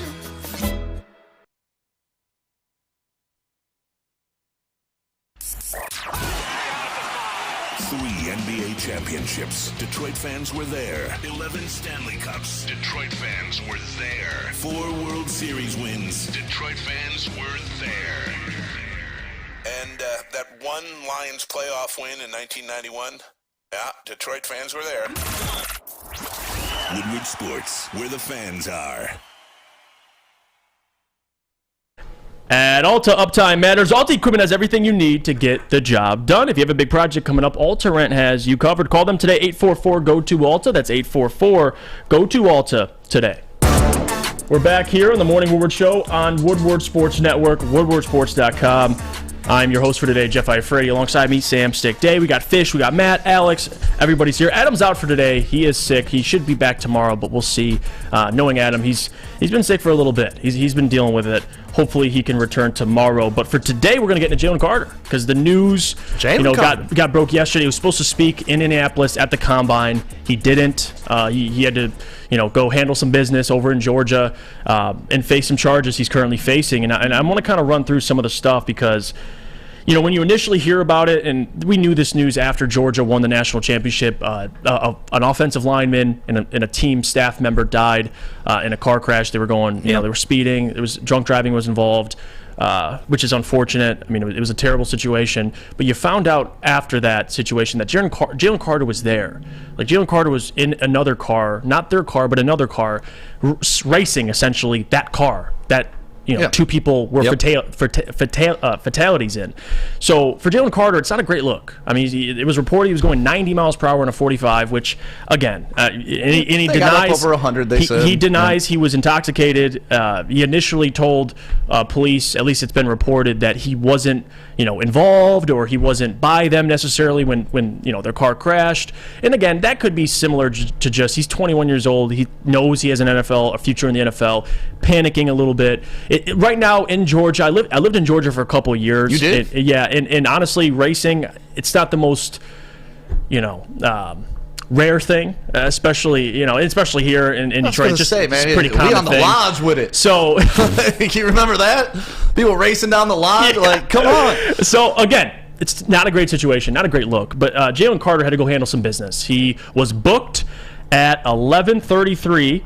And he was released, I believe, at 11:40 something. Like he went in, posted bond, got right out. And I believe in Georgia, racing and reckless driving are both misdemeanors. So I don't believe we'll see what happens. I don't think he'll face any jail time. But it is not a great look. And again, these things come out not every year, but some years these things will pop up about players, and there's always a conversation: will they fall? Like Jalen Carter, Larry Tunsil. Remember when he got caught smoking the weed before the gas mask? Yeah, that was leaked. Now this is much worse. Tunsil's turned out to be a hell of a pro. But Tunsil's turned out again. You're looking at the football player, and Jalen Carter. Most boards have him number 1 overall out of any player. I'm talking quarterbacks, Will Anderson, #1 overall.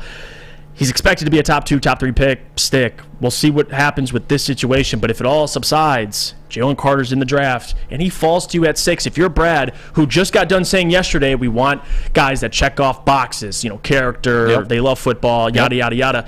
What are you doing? I'm running to the podium and drafting this young man. All right. I am running to the podium. People are acting like he killed somebody. He didn't. People are acting like he was responsible for a car crash. He wasn't. People are acting like he forced another man to get drunk and go behind the wheel and race him. I'm sure he didn't force him. I have made dumb decisions behind the wheel after a club night. I have made dumb decisions racing my friends down the lodge at 115 miles an hour. Mm-hmm. We all have, right? I think people are holding him accountable because that he's going to become a millionaire very soon. Yep. And obviously you want to see his past record, but as somebody who's done this, as somebody who's driven over 100 miles an hour on the freeway, racing my boys, having a good time, fortunately none of my friends ever got in a car accident and died, because I don't know how I would have lived with myself. To me, he's already been punished in that way for the rest of his life. He's got to live with not only a teammate, but a coach were in a serious car accident because he was participating.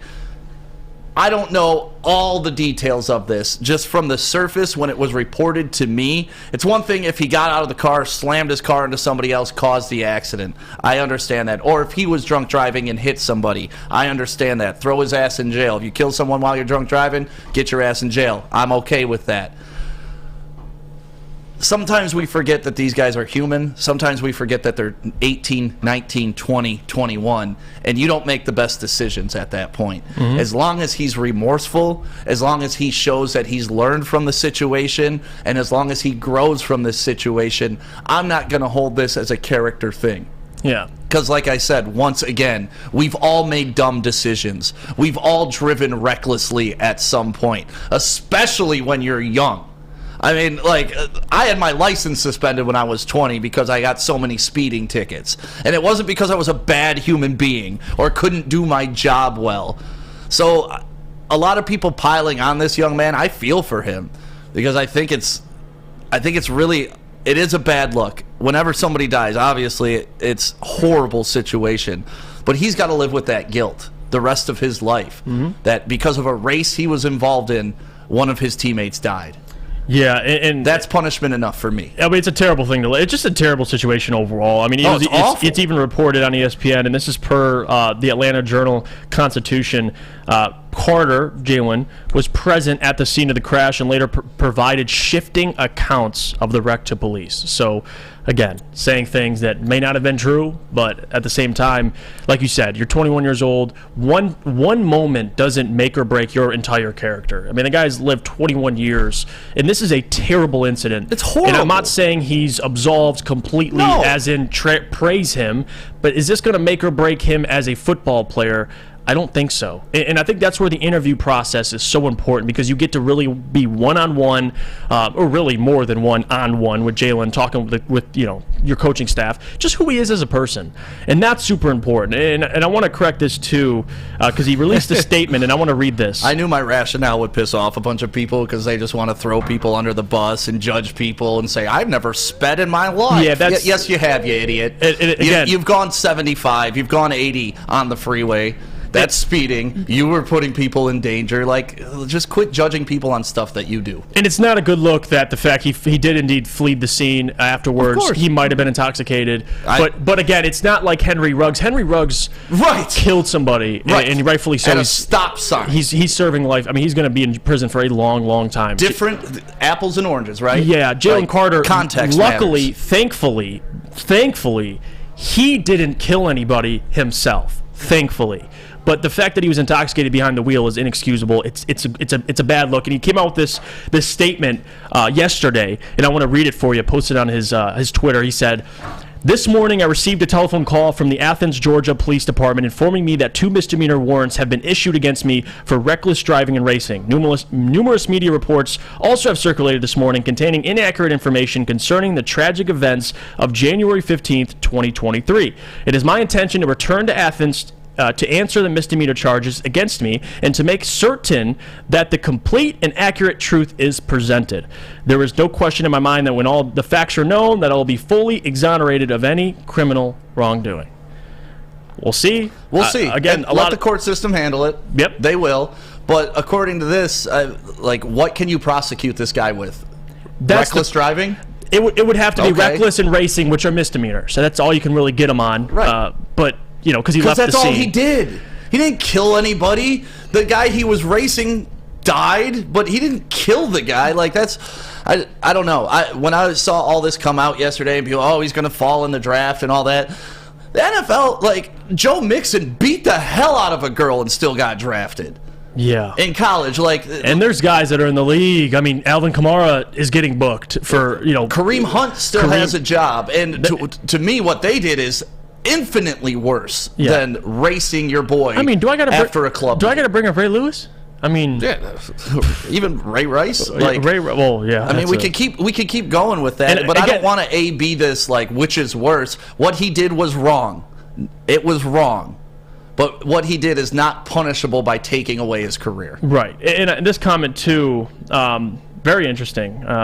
Someone who works at a prison says, let me see. Shane says, I don't know the facts, just not cool with drinking and racing. Take it to the track money bags. Yeah, I agree. Go to M1 race course and do it there. There is a proper time and place for it. Brandon Katz says, Jake, it's not vehicular manslaughter. There's no evidence he had anything to do with the death of anyone. Right. And that's the big thing. And Philip says, leaving the scene is the fly in the sauce. That is it's not a great look. Oh, of course not. Because assuming he's drunk. I mean, he was drunk. If you're leaving the scene, you don't want to. I mean, you're not talking to law enforcement if you're, especially your alcohol. And Vincent Law said something. I think this is interesting. I've had somebody racing reckless driving on I-75 in broad daylight almost hit me. Happens all day around here. Yeah, honestly, it's incredibly dangerous, especially if you're intoxicated. Of course. Tim says, it's illegal. Tim Fratt says, I work in the prison system. This guy doesn't deserve to be in the same conversation as those inside prison. So Thank you. And again, and that's it. That's it. Let's not go overboard with what is actually and what actually transpired. If he was driving the car, slammed in, and he didn't kill somebody. He didn't. So quit acting like he murdered somebody. He didn't. With his own bare hands. He didn't. Yeah, it's not a great look. He made a bad decision that young people make. They speed after a club driving drunk. It's DUIs aren't uncommon, folks. And to answer the question about coming to the Lions, I think this is a question not for me, but for Brad, obviously. Because Brad and Dan talked about this a lot. What they look for in players they draft. I think the quote was, I don't know if Dan or Brad said this, but they interviewed 34 players and only 4 of them checked their boxes already. They have a very specific set list of check boxes, and those guys checked them. So we'll see. If Jalen Carter passes all those tests, I'm cool with Jalen Carter. Fish, do we have any phone calls? We do. Okay, I want to go to the... Let's go to break first, because we got a break in 1 minute, and then we'll come back, because I want other opinions on this. There's a lot of differing opinions in the chat. Some people are saying I'm making a straw man argument. Some people are saying I'm making excuses for him. Some people are saying they agree with my take. So I want to hear from the people. 313-552-6322. That's the number, and I'll give you the drink to have when you get up in the morning. Gets me up in the morning every single morning. It's Cintron, because it's an aspirational lifestyle beverage brand with a line of sparkling flavored energy beverages and premium bottled waters. Cintron is fashionable, functional, and fun. If you're looking for premium ingredients, long-lasting energy, balanced hydration, essential vitamins, and great taste, Cintron is your top choice. Suitable for vegans, gluten-free, no preservations. Guys, if you're a health freak, this is the drink for you. Buy online, also available at Amazon. Saturdays at 1 p.m. Make sure you're watching WoodwardSports.com for our new show, Chompin' Puck. He shoots! He scores! With 4-time Stanley Cup champion Darren McCarty and Michael Gentry. Chompin' Puck is taking the Detroit hockey community and giving them a voice. Pros to Joes. You'll get the best Detroit hockey coverage around. Jumpin' Puck. Saturdays 1 p.m. on woodwardsports.com. Introducing the Planet Fitness Guide to getting that post-workout glow. Step 1. What's your why? More epic energy? Better sleep? Blow off steam? Step 2. Join Planet Fitness for just $10 a month and get moving in our clean and spacious clubs. Step 3. Bask in that post-workout glow. Join Planet Fitness today for just $10 a month. Join today at any of the 50-plus Detroit area locations. It's a great day to get some Centron in your life. Okay. There it is. Centron, here we go. Gotta grab the cranberry. Oh wait, it's 2 for $4. Gotta double up with the classic as well. Centron World, baby. Centron, available at select Krogers, and if you wanna know how, go to @CentronWorld.com. You get dope like me. You know what? Why wait?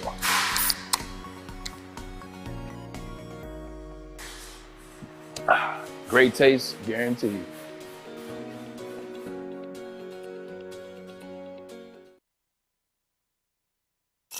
The only sports network in Detroit that starts with a W.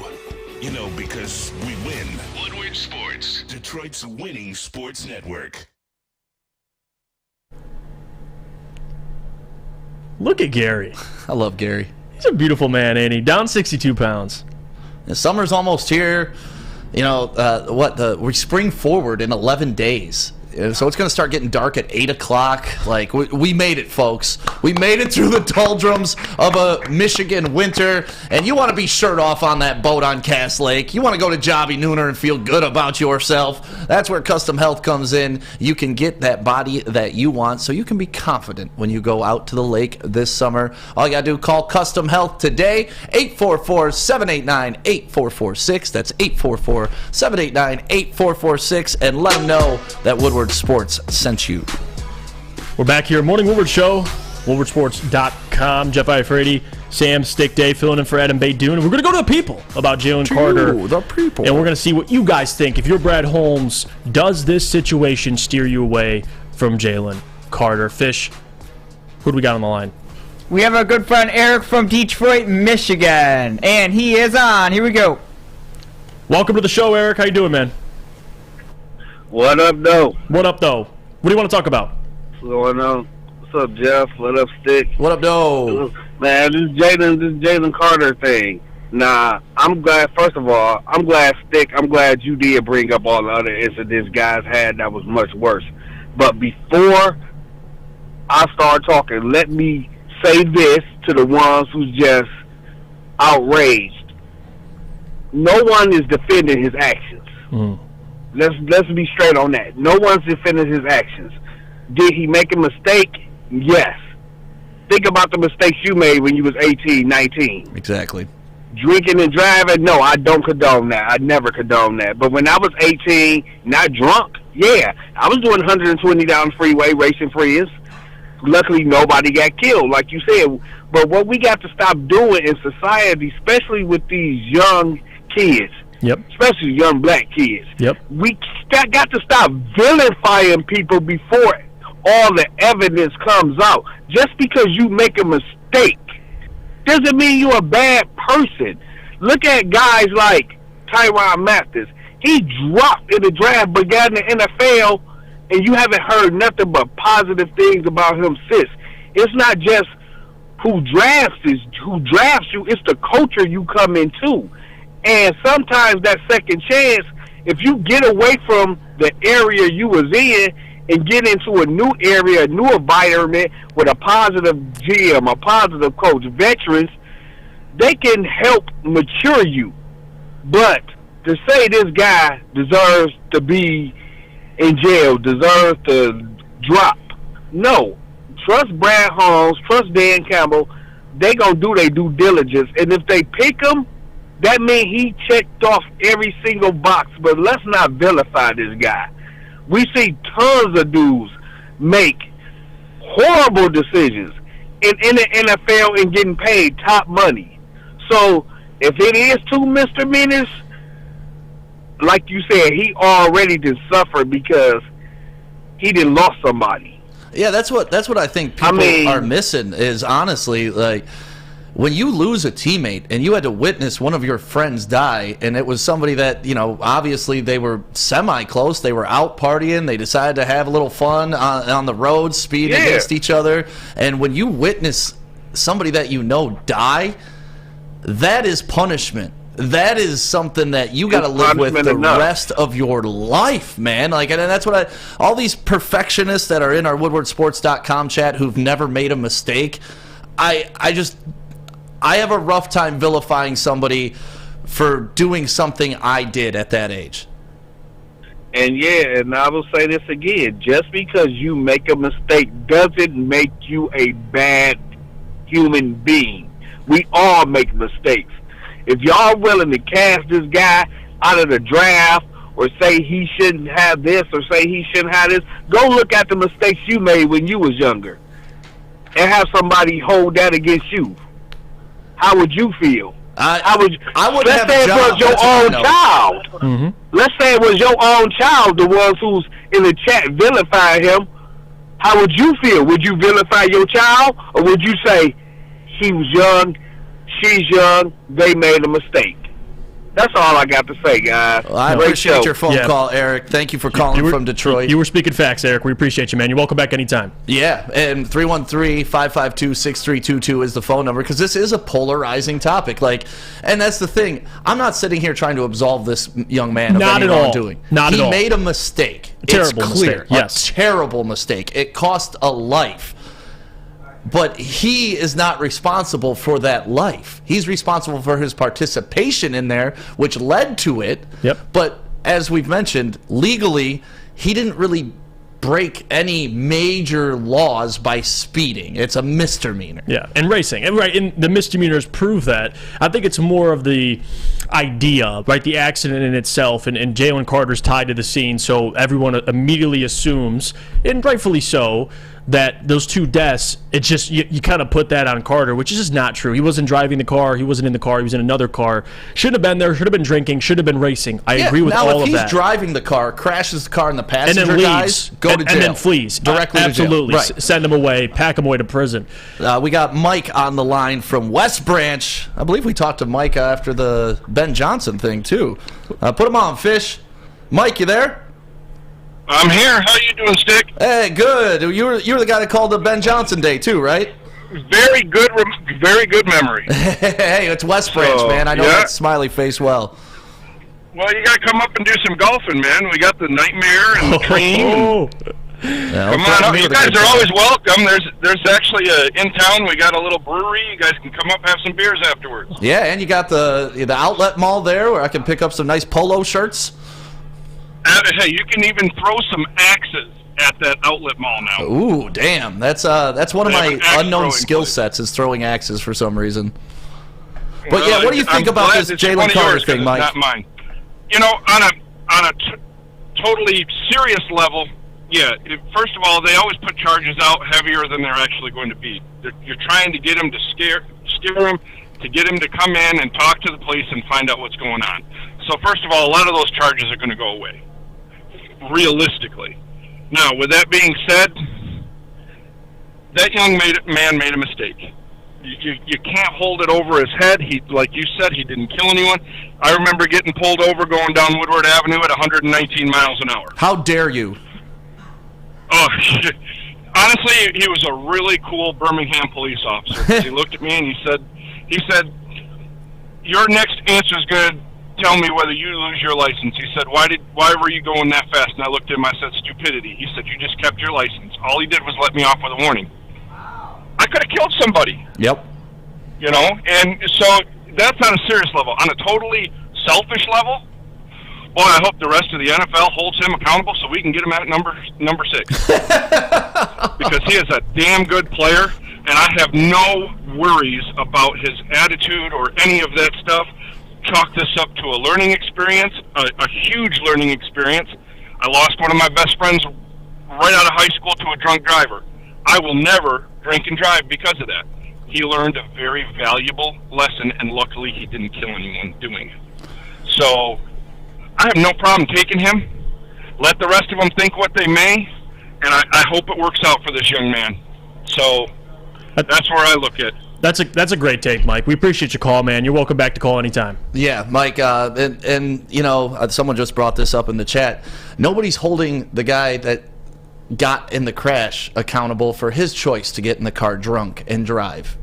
But you're going to hold Jalen Carter accountable for that young man's decision. The logic doesn't add up to me.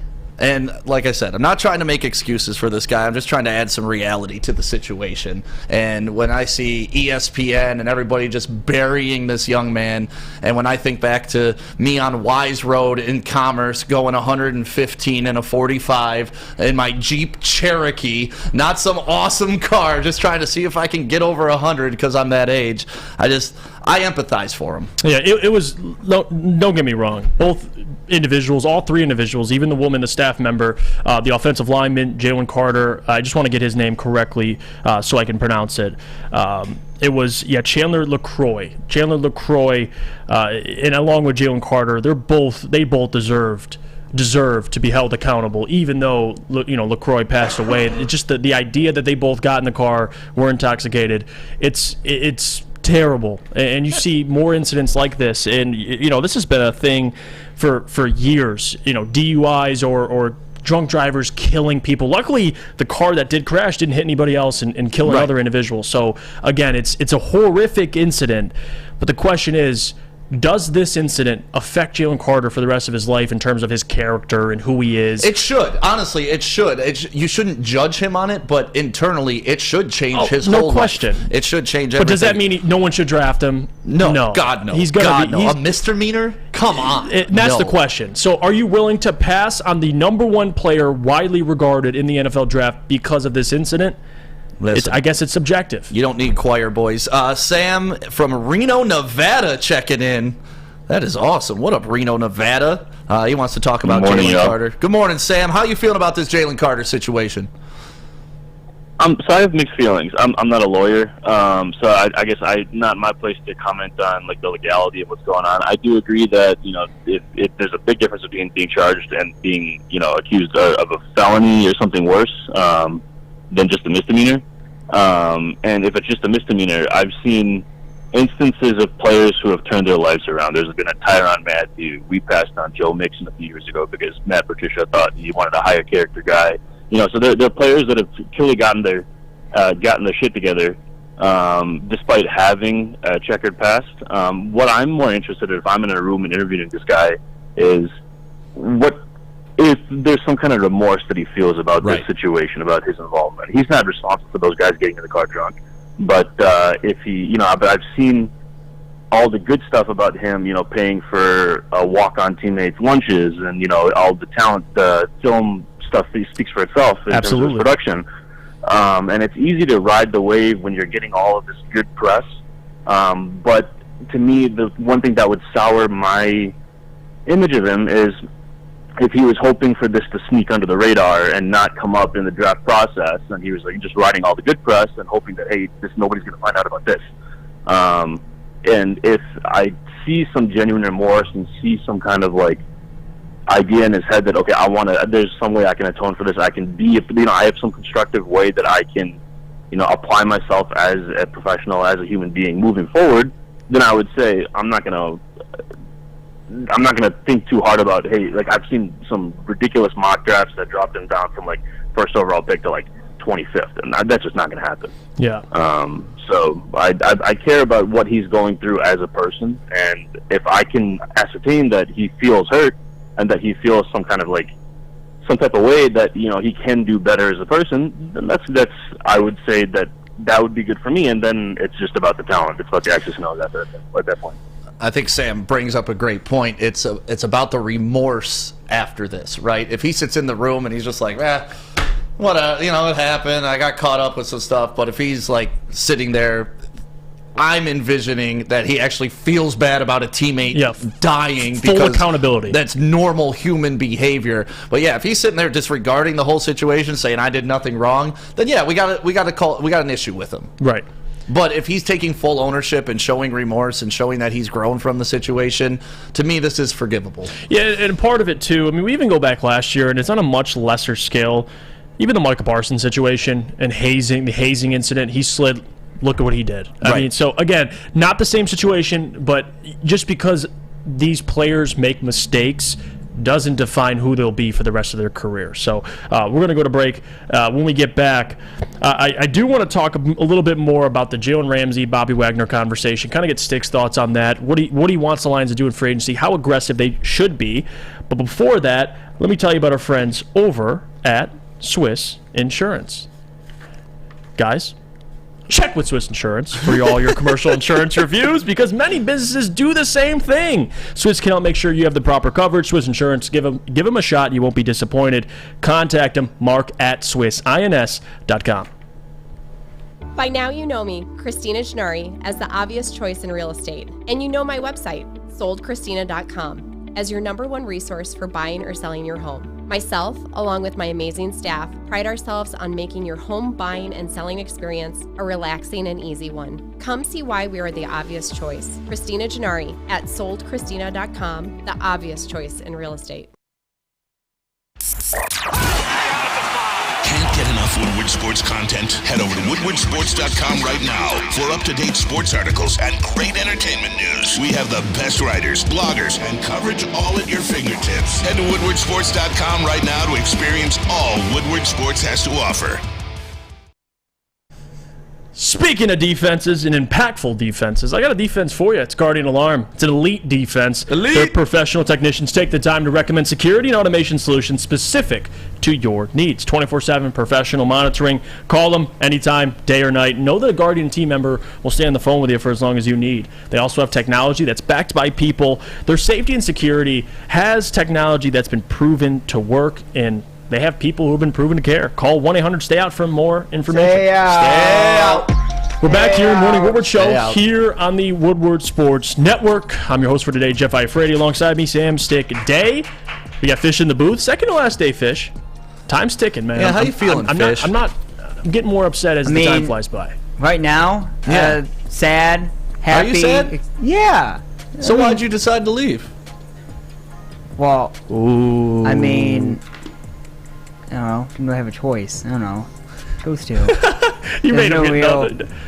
No real reason behind it. So no reason. just out here living life. Yeah, trying to live life and be happy. We blame Adam at the end of the day. We'll just go with that, even though it's not the actual truth. Well, Adam's not even here. So. I want to bring up the trade that just got announced. Oh boy. Trade deadline is approaching for the Detroit Red Wings. It is. Tyler Bertuzzi. We saw recently yesterday Filip Hronek be traded in a fleece deal, by the way. The Red Wings gave up Phillip a 4th-round pick. They get a first and a second. I believe that first, there's a protection on it, top 12.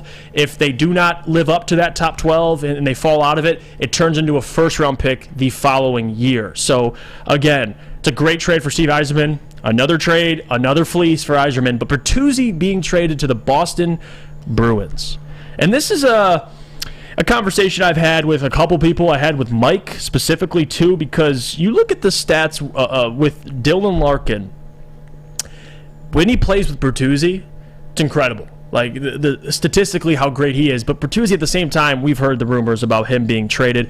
I'm going to ask Mike all of that stuff at 9:40. You're going to want to stick around for that. Mike's our Red Wings beat reporter. We're going to get into all the details. Bertuzzi, Phillip, Dylan Larkin extension. It's going to be a good conversation. But before we do all that, I got to get Mr. Stick's opinion on a couple guys here. Okay, so we talked a couple weeks ago at Feldman about Jalen Ramsey, and I was more skeptical about it initially. I was looking at the salary, I didn't know how it would work, but once you saw the rumors start piling up, and the more I really sat and thought about it and tried to break it down to myself, I am all aboard the train, Stick. I'm all aboard it, and I'm even willing to give up 2 second-round picks. And even for a guy like Bobby Wagner, what are your thoughts on both guys individually? And if the Lions could only get one, which guy are you most advocating for?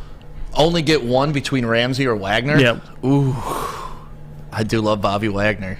Yeah. I like Tremaine Edmonds, though. Yep. Like, if I'm going to go for a linebacker, that's probably going to be the guy that I want to target. So I'm still going to stick with Ramsey. also because I haven't seen the players that are currently on the Lions champion Bobby Wagner like they have Ramsey either. To me, that's a huge thing. When you have players, especially players in that same position, Jerry Jacobs saying, yeah, we want Jalen Ramsey. He's essentially saying, yeah, I want to be moved down the depth chart. That's how you know that this guy's special.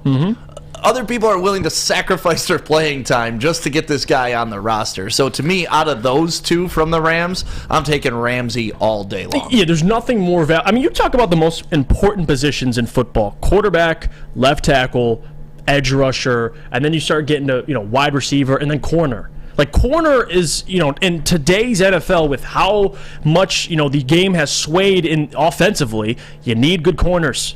You need Sauce Gardner, you need good corners. And that's why the whole idea or the conception of drafting a corner early in the draft is kind of coming back around, because you see the price guys are paying for corners. Like, if you're a Jalen Ramsey, you'll make $20, $25 million a year. Like, they're getting paid. And Ramsey is 28 years old.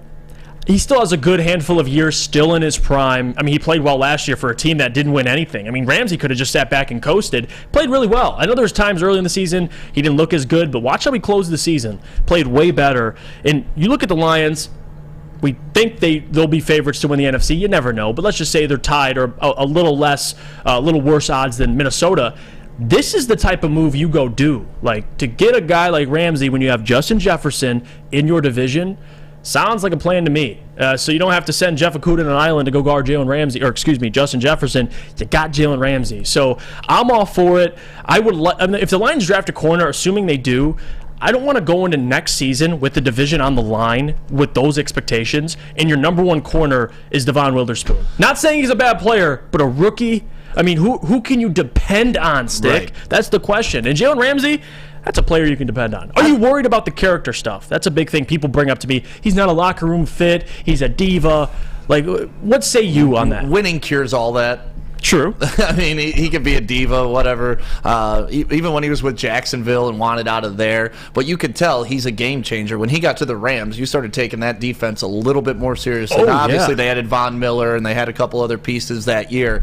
But to me, yeah, Ramsey's just a smart pick, man. He's a guy that can come in. He's a guy that can start immediately. The one question, if I was sitting down with Brad Holmes, I'd ask, how far along in the process are you? Are we a year away? Are we 2 years away? Do you still think we're 3 years away? Because if we're 3 years or more away, you do not go get Jalen Ramsey. Right. Right? Because you know that hopefully over those 2 to 3 years, you can develop a Witherspoon. You can develop a Joey Porter Jr. You can take that time to get your star cornerback.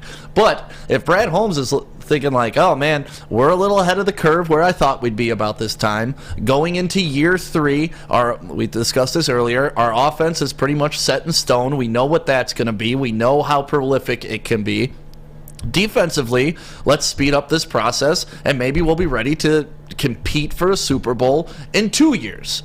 And then you go get Ramsey, get him acclimated this year, next year, go for everything, baby.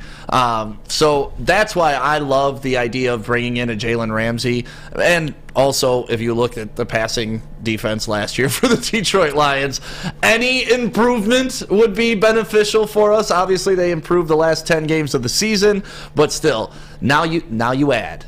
You add. This is the time. And again, you can't continue to just have young, or I shouldn't say young, because young's okay, but rookies on your defense and just expect them to carry you. Like, to get a number one corner, you have Christian Gonzalez. I don't want Christian Gonzalez day one. I mean, he might be able to. Maybe he's sauce, but to go out and guard number ones. That's the thing. I shouldn't expect him to have to go out and do that day one. Yeah, don't get caught up in the sauce. That sauce will get you. I mean, there are not a lot of cornerbacks coming out of Martin Luther King High School that can represent like Sauce did this year. And that's facts. Shout out to him for representing 7 Mile too during his speech. That was one of the greatest Rookie of the Year speeches of all time. But still, how many cornerbacks have come out and shut down the league? Very few. Not too many. I honestly, off the top of my head, there aren't many that I can name. No. Lions thought they may have had that guy in Jeff Okudah. Turned out injuries have played a major role in that. Hopefully Okudah does turn into at least 3/4 of the player. That's all we need at this point. He was. Yeah. I say put some more weight on that guy and move him to safety. Like that's what I would do with Jeff Okudah. But either way, I'm not the coach of the Detroit Lions, and I know Dan Campbell is smarter than I am, so he will make the right move with that. But yeah, if you can go get Ramsey, go get Ramsey. I'll repeat it 100 times if I have to. So real quick before we go to break, I just want to say and clarify what the trade looks like. So Bertuzzi goes to Boston. Boston gives the Red Wings, and we're going to get into it with our Detroit Red Wings beat reporter, 2024 conditional first and a 2025 fourth-round pick. There you have it. We're going to go to break. When we get back, we'll discuss all that and more. But before we do that, if you're like Fish and you need a tan, but it's not sunny outside, I got a place for you. It's Chili Peppers Tanning.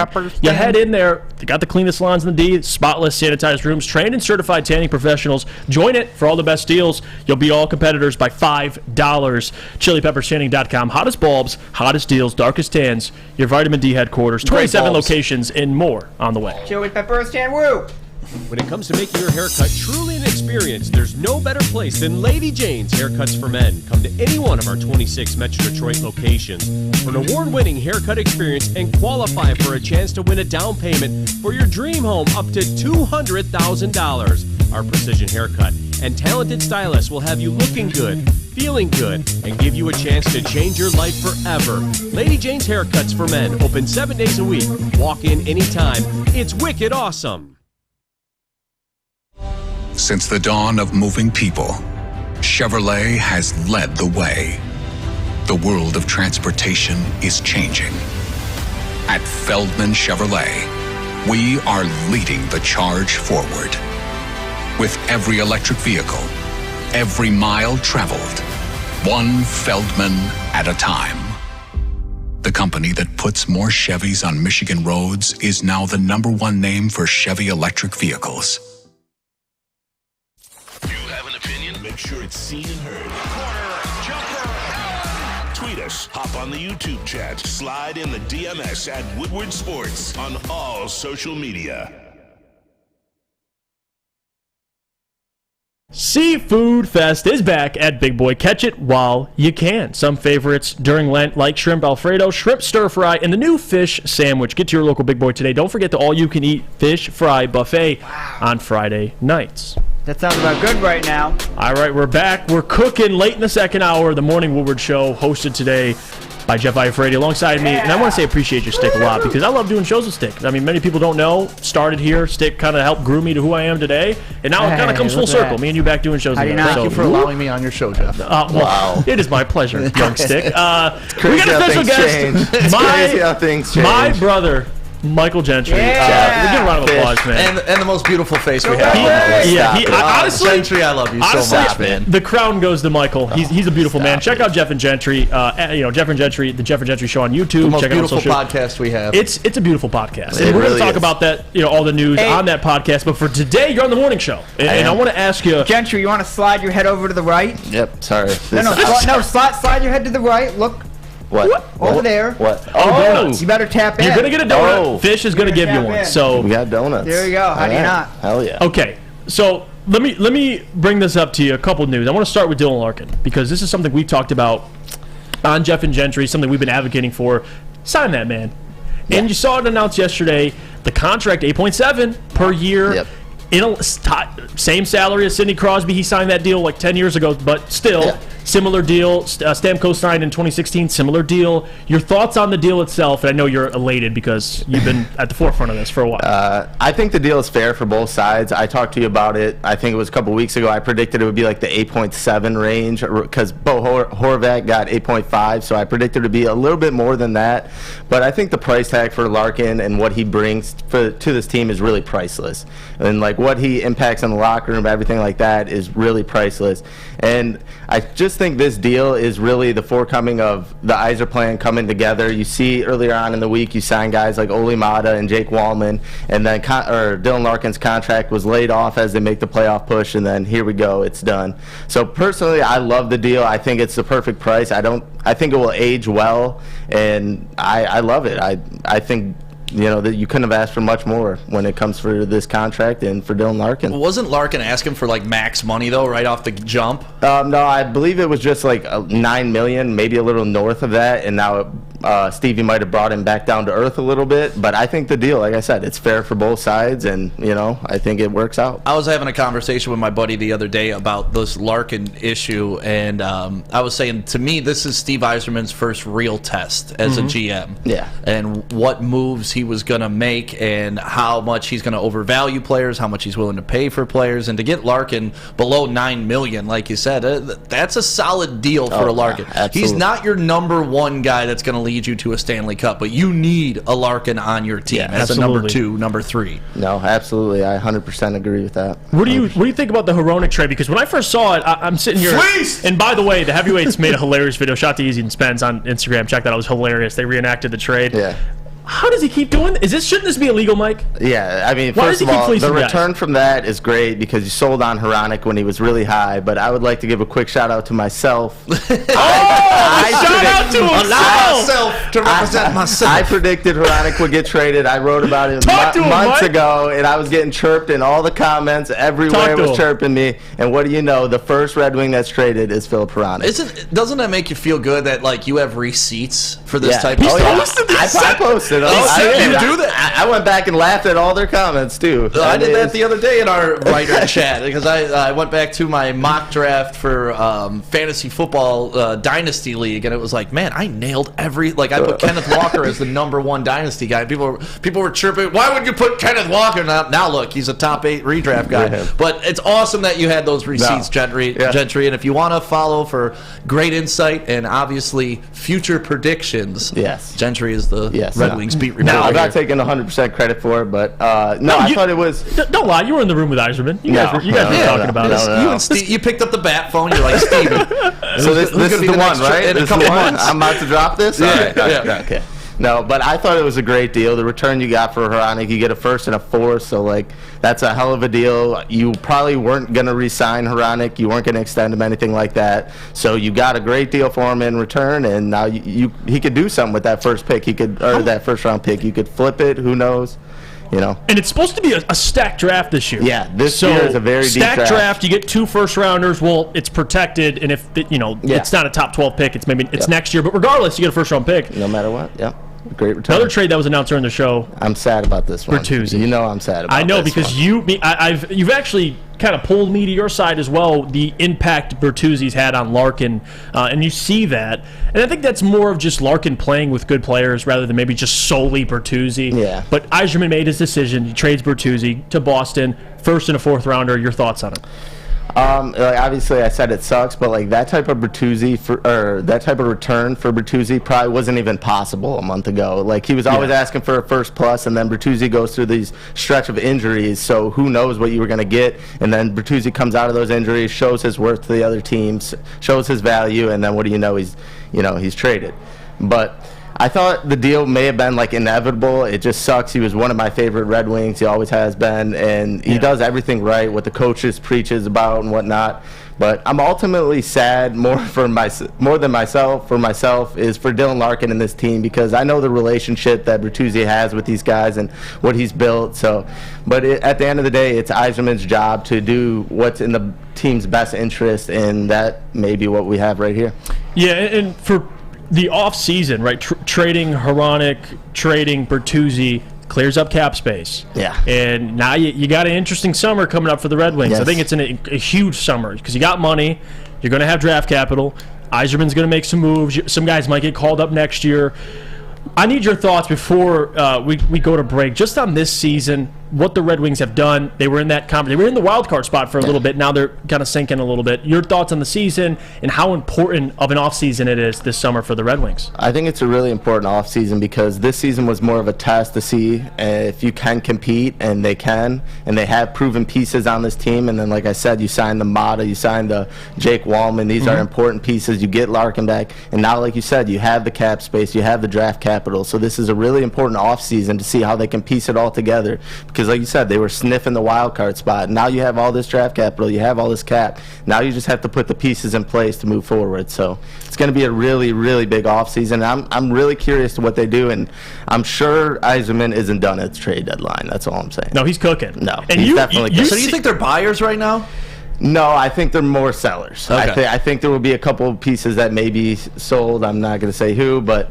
Oh, come on, let's go, Nostradamus. You got sources? What's Yeah, going on, Mike? no, That's what I'm not gonna say. There's players like Jacob Vrana that have shown their worth. That, you know, obviously he did miss a lot of time, but he's came out there. He's shown what he can do. And then Philip Zadina came in and slotted in and played really well. So those are two guys that could really benefit on contending team. So I would look if those were two players, I would think one of those two would be moved, if I'm guessing. Well, you know what? God bless the Red Wings, because besides the Lions, they're at least giving me something to watch. And I watched every single Pistons game, but man, the Red Wings, even though they've lost the last couple games, it's been a joy to watch, man. I appreciate you, Mike. Where can people find you? Social media. Michael Gentry Jr. on Twitter. And the Chopping Puck. I was going to say, what goes on Saturday? Every Saturday, me and D-Mac sitting up there. I'm sitting in Jeff's chair. And Spencer. And the Jeff and Gentry show on YouTube. I was waiting for it, baby. Let's go to break. I'm staying for mailbag, by the way. It's Fish's last week. Do it. I don't care. Let's no do one's it. kicking me out. Mike's showing in the studio with us for mailbag. Drop your questions down in the YouTube chat thread. Thank you to everybody. Drop a like if you haven't already. He's just like a little hockey gnome. I know. He's got his Red Wings gear on, man. He's an incredible guy. Yeah. He just is, man. What love can't you you like about guys. the guy? All right, we're You're going to go so to break. nicer than Adam, by the way. Shut up, Gentry. We're going to go to break. We'll be back shortly. Love Woodward Sports? Love wearing clothes? Then you should be wearing Woodward Sports clothes. Check out our full line of merch at woodwardsports.com. Just click on Shop. We have all your favorite designs, like Dan Campbell kneecaps, Beverly Hills Golf, Woodward Golf, and of course, our own logoed out merchandise. Men, women, infants, kids all love Woodward Sports. Impress your friends. Impress your boss. Impress your dog. Buy Woodward Sports merch today. At work and at home, we're there with smarter security solutions. Featuring complete automation with customized alerts and more. For over 90 years, we've been the company that's been counted on to protect what matters most, all with personalized service and care. Right now, for a limited time, receive a free video device plus free installation with a new home system. Guardian Alarm. We protect Michigan. Get a shot up. This is for the win. All of Detroit's sports teams live on Woodward. All of Detroit's sports coverage lives on Woodward Sports. Driving the best in Detroit sports coverage. Hey, you into fitness? How about fitting this into your budget? $10 a month. Oh, you guys thought I was going somewhere else, didn't you? $10 a month, Planet Fitness. They have them all over Metro Detroit and pretty much all over the world. So if you're on vacation, you can find that Planet Fitness and get your workout in, especially if you got that black card. Go in there, get the massage, the hydro massage. It feels so good. $10 a month will get you in the door. Planet Fitness, your fitness is essential. Hey, can I ask where you get all these clips from that you were showing me? The clips of me from like years ago? Like how you seem like you're finding them so seamlessly. Well, They're on my phone. But you have them like photographed? You have them in photos? Some of them are on my Instagram at Stick Radio, and some of them I saved as a file too. Oh, okay, that's what I was wondering. I do. It's all the Fish's greatest moments. Because I mean, I can find it, but it would take me like years to figure out the date and then the time of it. I just saved some good ones. I got like me and Anson on here a couple times for our game reactions from the Brad Trail. Popping champagne. This is like the Fish Stick pod right now. Yeah. The fish stick, baby. Yeah, that two-shot, by the way, and if you're listening, it's a two-shot of stick and fish, and we'll typically side by have side. Legendary. Yeah. Like that. And by the way, we're here. Who do you shout out? Show. Who do you shout out for that? Well, and it's Alex size Westfall. proportionate too. Alex like, Westfall. if you throw that back up there, this is literally how big I am compared to fish in real life. So I mean, it's size proportionate. Yeah, You're not wrong. it sounds about right. It does. It is right. And speaking of fitness, thanks for fitting this show in your schedule. All right, so we're going off of that. So appreciate you guys tuning in. Okay, we're going to go to some questions here. Actually, look That at was you, very Mike. interesting. Mike's already getting some questions. See this guy, man. I have questions. This guy's he's doing things in here. People want Alex Red Wings says. talk. Oh no, you might have already answered that it. question. Okay, you did answer it. Well, good man. We're gonna move on. Let's go to mailbag. Mailbag. How do you guys feel about FSU and Clemson possibly leaving the ASC? That's happening across college football. I'm not surprised. Guys are jumping conferences. Eventually, I think it'll just be, universal. It seems like they're going in a conference-less direction, and I kind of like it, to be honest with you. Easy wants to put Fish on the spot. Yes. Do you want to do Yes. this? Fish, power rank your coworkers. I think that's going to be a little overwhelming, because if he's going to do everybody at Woodward, but right now, No, power But what does everyone mean? Is it just talent, or is it everyone, people in like the graphics everybody. department? Who are your top 5 people? Power top ranks. 5 people? Yep. And Fish, why am I top 2 but not 2? Well, and Go also on. remember when we did Deserted Island, the one person Fish said he would take was Tom Mazaway. yeah. Oh, jeez. Okay, I don't want to know the backstory of that. Fish, tell No, me. the backstory to that is just he's a funny guy, and you never know what's going to come out of his mouth. So it's like, it's like, not like, Hey, yo. stop. I'm just going to continue moving on. All right. So Fish, who are your top 5 We're starting with 5. So you're on a deserted island, it's just funny. Fish, we're starting with 5. You got to go from 5 and 5 then we're going down? Yep. 5. Just list 5 altogether. You don't have to do Well, no, them. I can go in order. Okay. He's got to think about this, Stick. Yeah, because I'm going from bottom to top. Yeah. Oh, jeez. Let's go number 5, Ryan Lentz. Okay. Oh, Ryan made the list. Let's All go. right. Those graphics in the back. He's awesome. That's a reach at 5, but Hey, I get it. He was projected 10. I get it. but- Yeah, I get you it. can all have your He had a opinions. good combine. Yeah, you can all have your opinion. We can react to that. Number 4, let's go with. Wow, this is hard, man. Let's go with Spencer Waxter. Spencer made the list. Good Okay. pick. Good pick. Spencer makes I the like list. that one. Number 3, let's go. We'll go with Adam Baydoun at number 3. Oh, okay. Adam number Baydoun. 3. Ooh. We'll go Alex Westfall number 2. Oh, Alex above Adam. Alex, the TD, And baby. then, wow, number 1. I thought this would be. Well, I never knew this would be easy. It's me or Stick. Pick one. Pick one, Fish. I did mess up somewhere. I can't change it. Can I? He did. I Just can't. admit it. Me and He's Stick are in your guy. He's already regretting that Ryan Lentz pick. All right. Well, How about this? Bump Westfall out. seems. All right. No, this is his. Wow. Fish, say what you got to say, Fish. Fish, you Well- can trade your 5th round pick if you want for someone else. I mean, it's a hard pick, and I didn't put Fletch in there either. Oh. So I left him out of the list. See, This Benji, is not easy. See, Benji and Epic. Epic says juicy all day, and Benji says if you don't have Jeff in your top 3, the list isn't good. I agree. I mean, That is kind of Well, fast. I mean, Are you taking Jake Moody? That is the question. I mean, I was gonna go number 1, Jeff. Okay. But I don't put. I forgot your name in the list. You don't have to put me on. I'm okay, Fish. I know we cool. Yeah, you and Stick are I'm like right below Lentz. I get it. no. You and Stick don't even need a list. You two are tied. We're at the hip. family. You can't put me. Well, should I do top 10 then? No, It's okay. we don't have to do. Look at Because I can go 6 U, 7 Fletch. Okay. Maybe Oh 8. Maybe 8 Neil Rule. All right. D-Mac at 9, and then maybe Justin at 10. I love it. Did I not even get top 10? You'll take Tom Mazaway on a deserted island, but he doesn't make your top 10. No, Was no, I I not forgot top 10? Maz. Was I I forgot top 10? Gentry. Mike, This I is- guess you can get lost. All right, I'm out of here. Hold on. So, Fish, Steven says Jeff is too undersized to be the number 1 pick. You know what? you? Bryce Young and me, I'm 6 foot 185, so that might be a little undersized. So you might have a point, How Steven. big are your hands, though, Jeff? Well, we don't got to get into that. All right. I got. There's like 70 people here. What am I supposed to do? Okay, so let's go to some actual questions. I love your list, by the way. That was fun. Mailbag Noah says, would you rather have Adam's immune system or Matt Patricia as your coach for 2 more seasons? Neither, Noah. Neither. Both are suspects. Yeah, I think you're basically asking me to die or die. Well, Oh, God. dang. Noah, yeah, that's a tough one. Yeah, I don't know how to answer that. Which one? Neither. I mean, Adam's immune system or Matt Patricia the next 2 seasons? I'm taking immune system.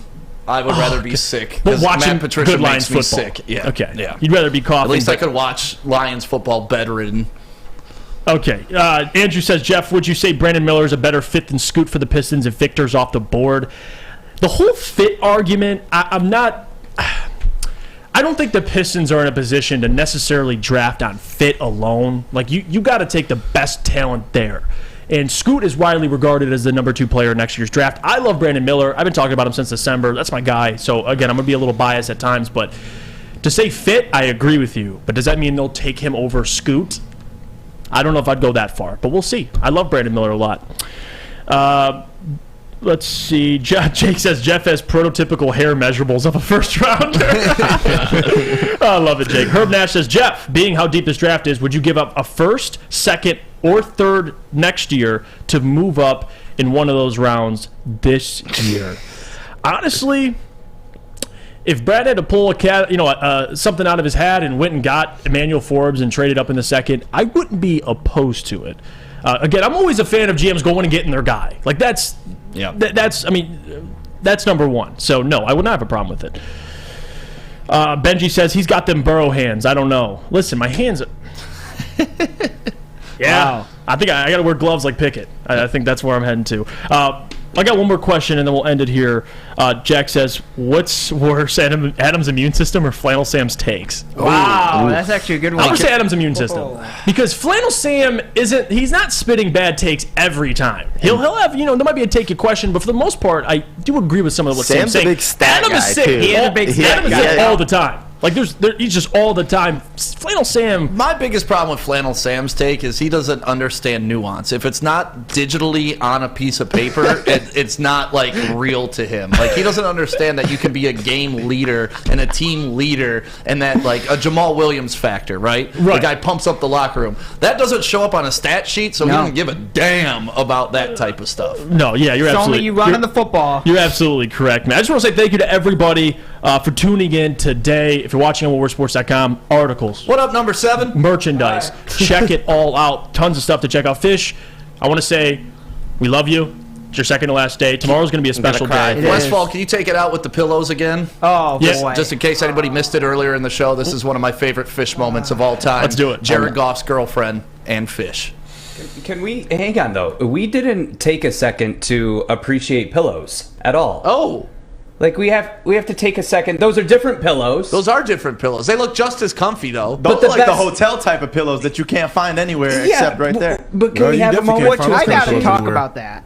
You gotta talk about what, Fish? So I have a pillow which is, I don't know how, it's a lot old. It's got one side soft, one side firm. I bought my pillow on vacation. My parents made fun of me. I'm like, you don't want to sleep on your own pillow? They're like, hell no. I bought my pillow on vacation. I said, fucking, I'm bringing my pillow. Well, I'll tell you what, if those were my pillows that Art just had up on the screen, I would be taking them everywhere. Everywhere. Would you take that pillow with you, Fish? You like those pillows, Fish? I would have to feel them first. Go have a great day. Happy Thursday. Go watch sports. How do you not?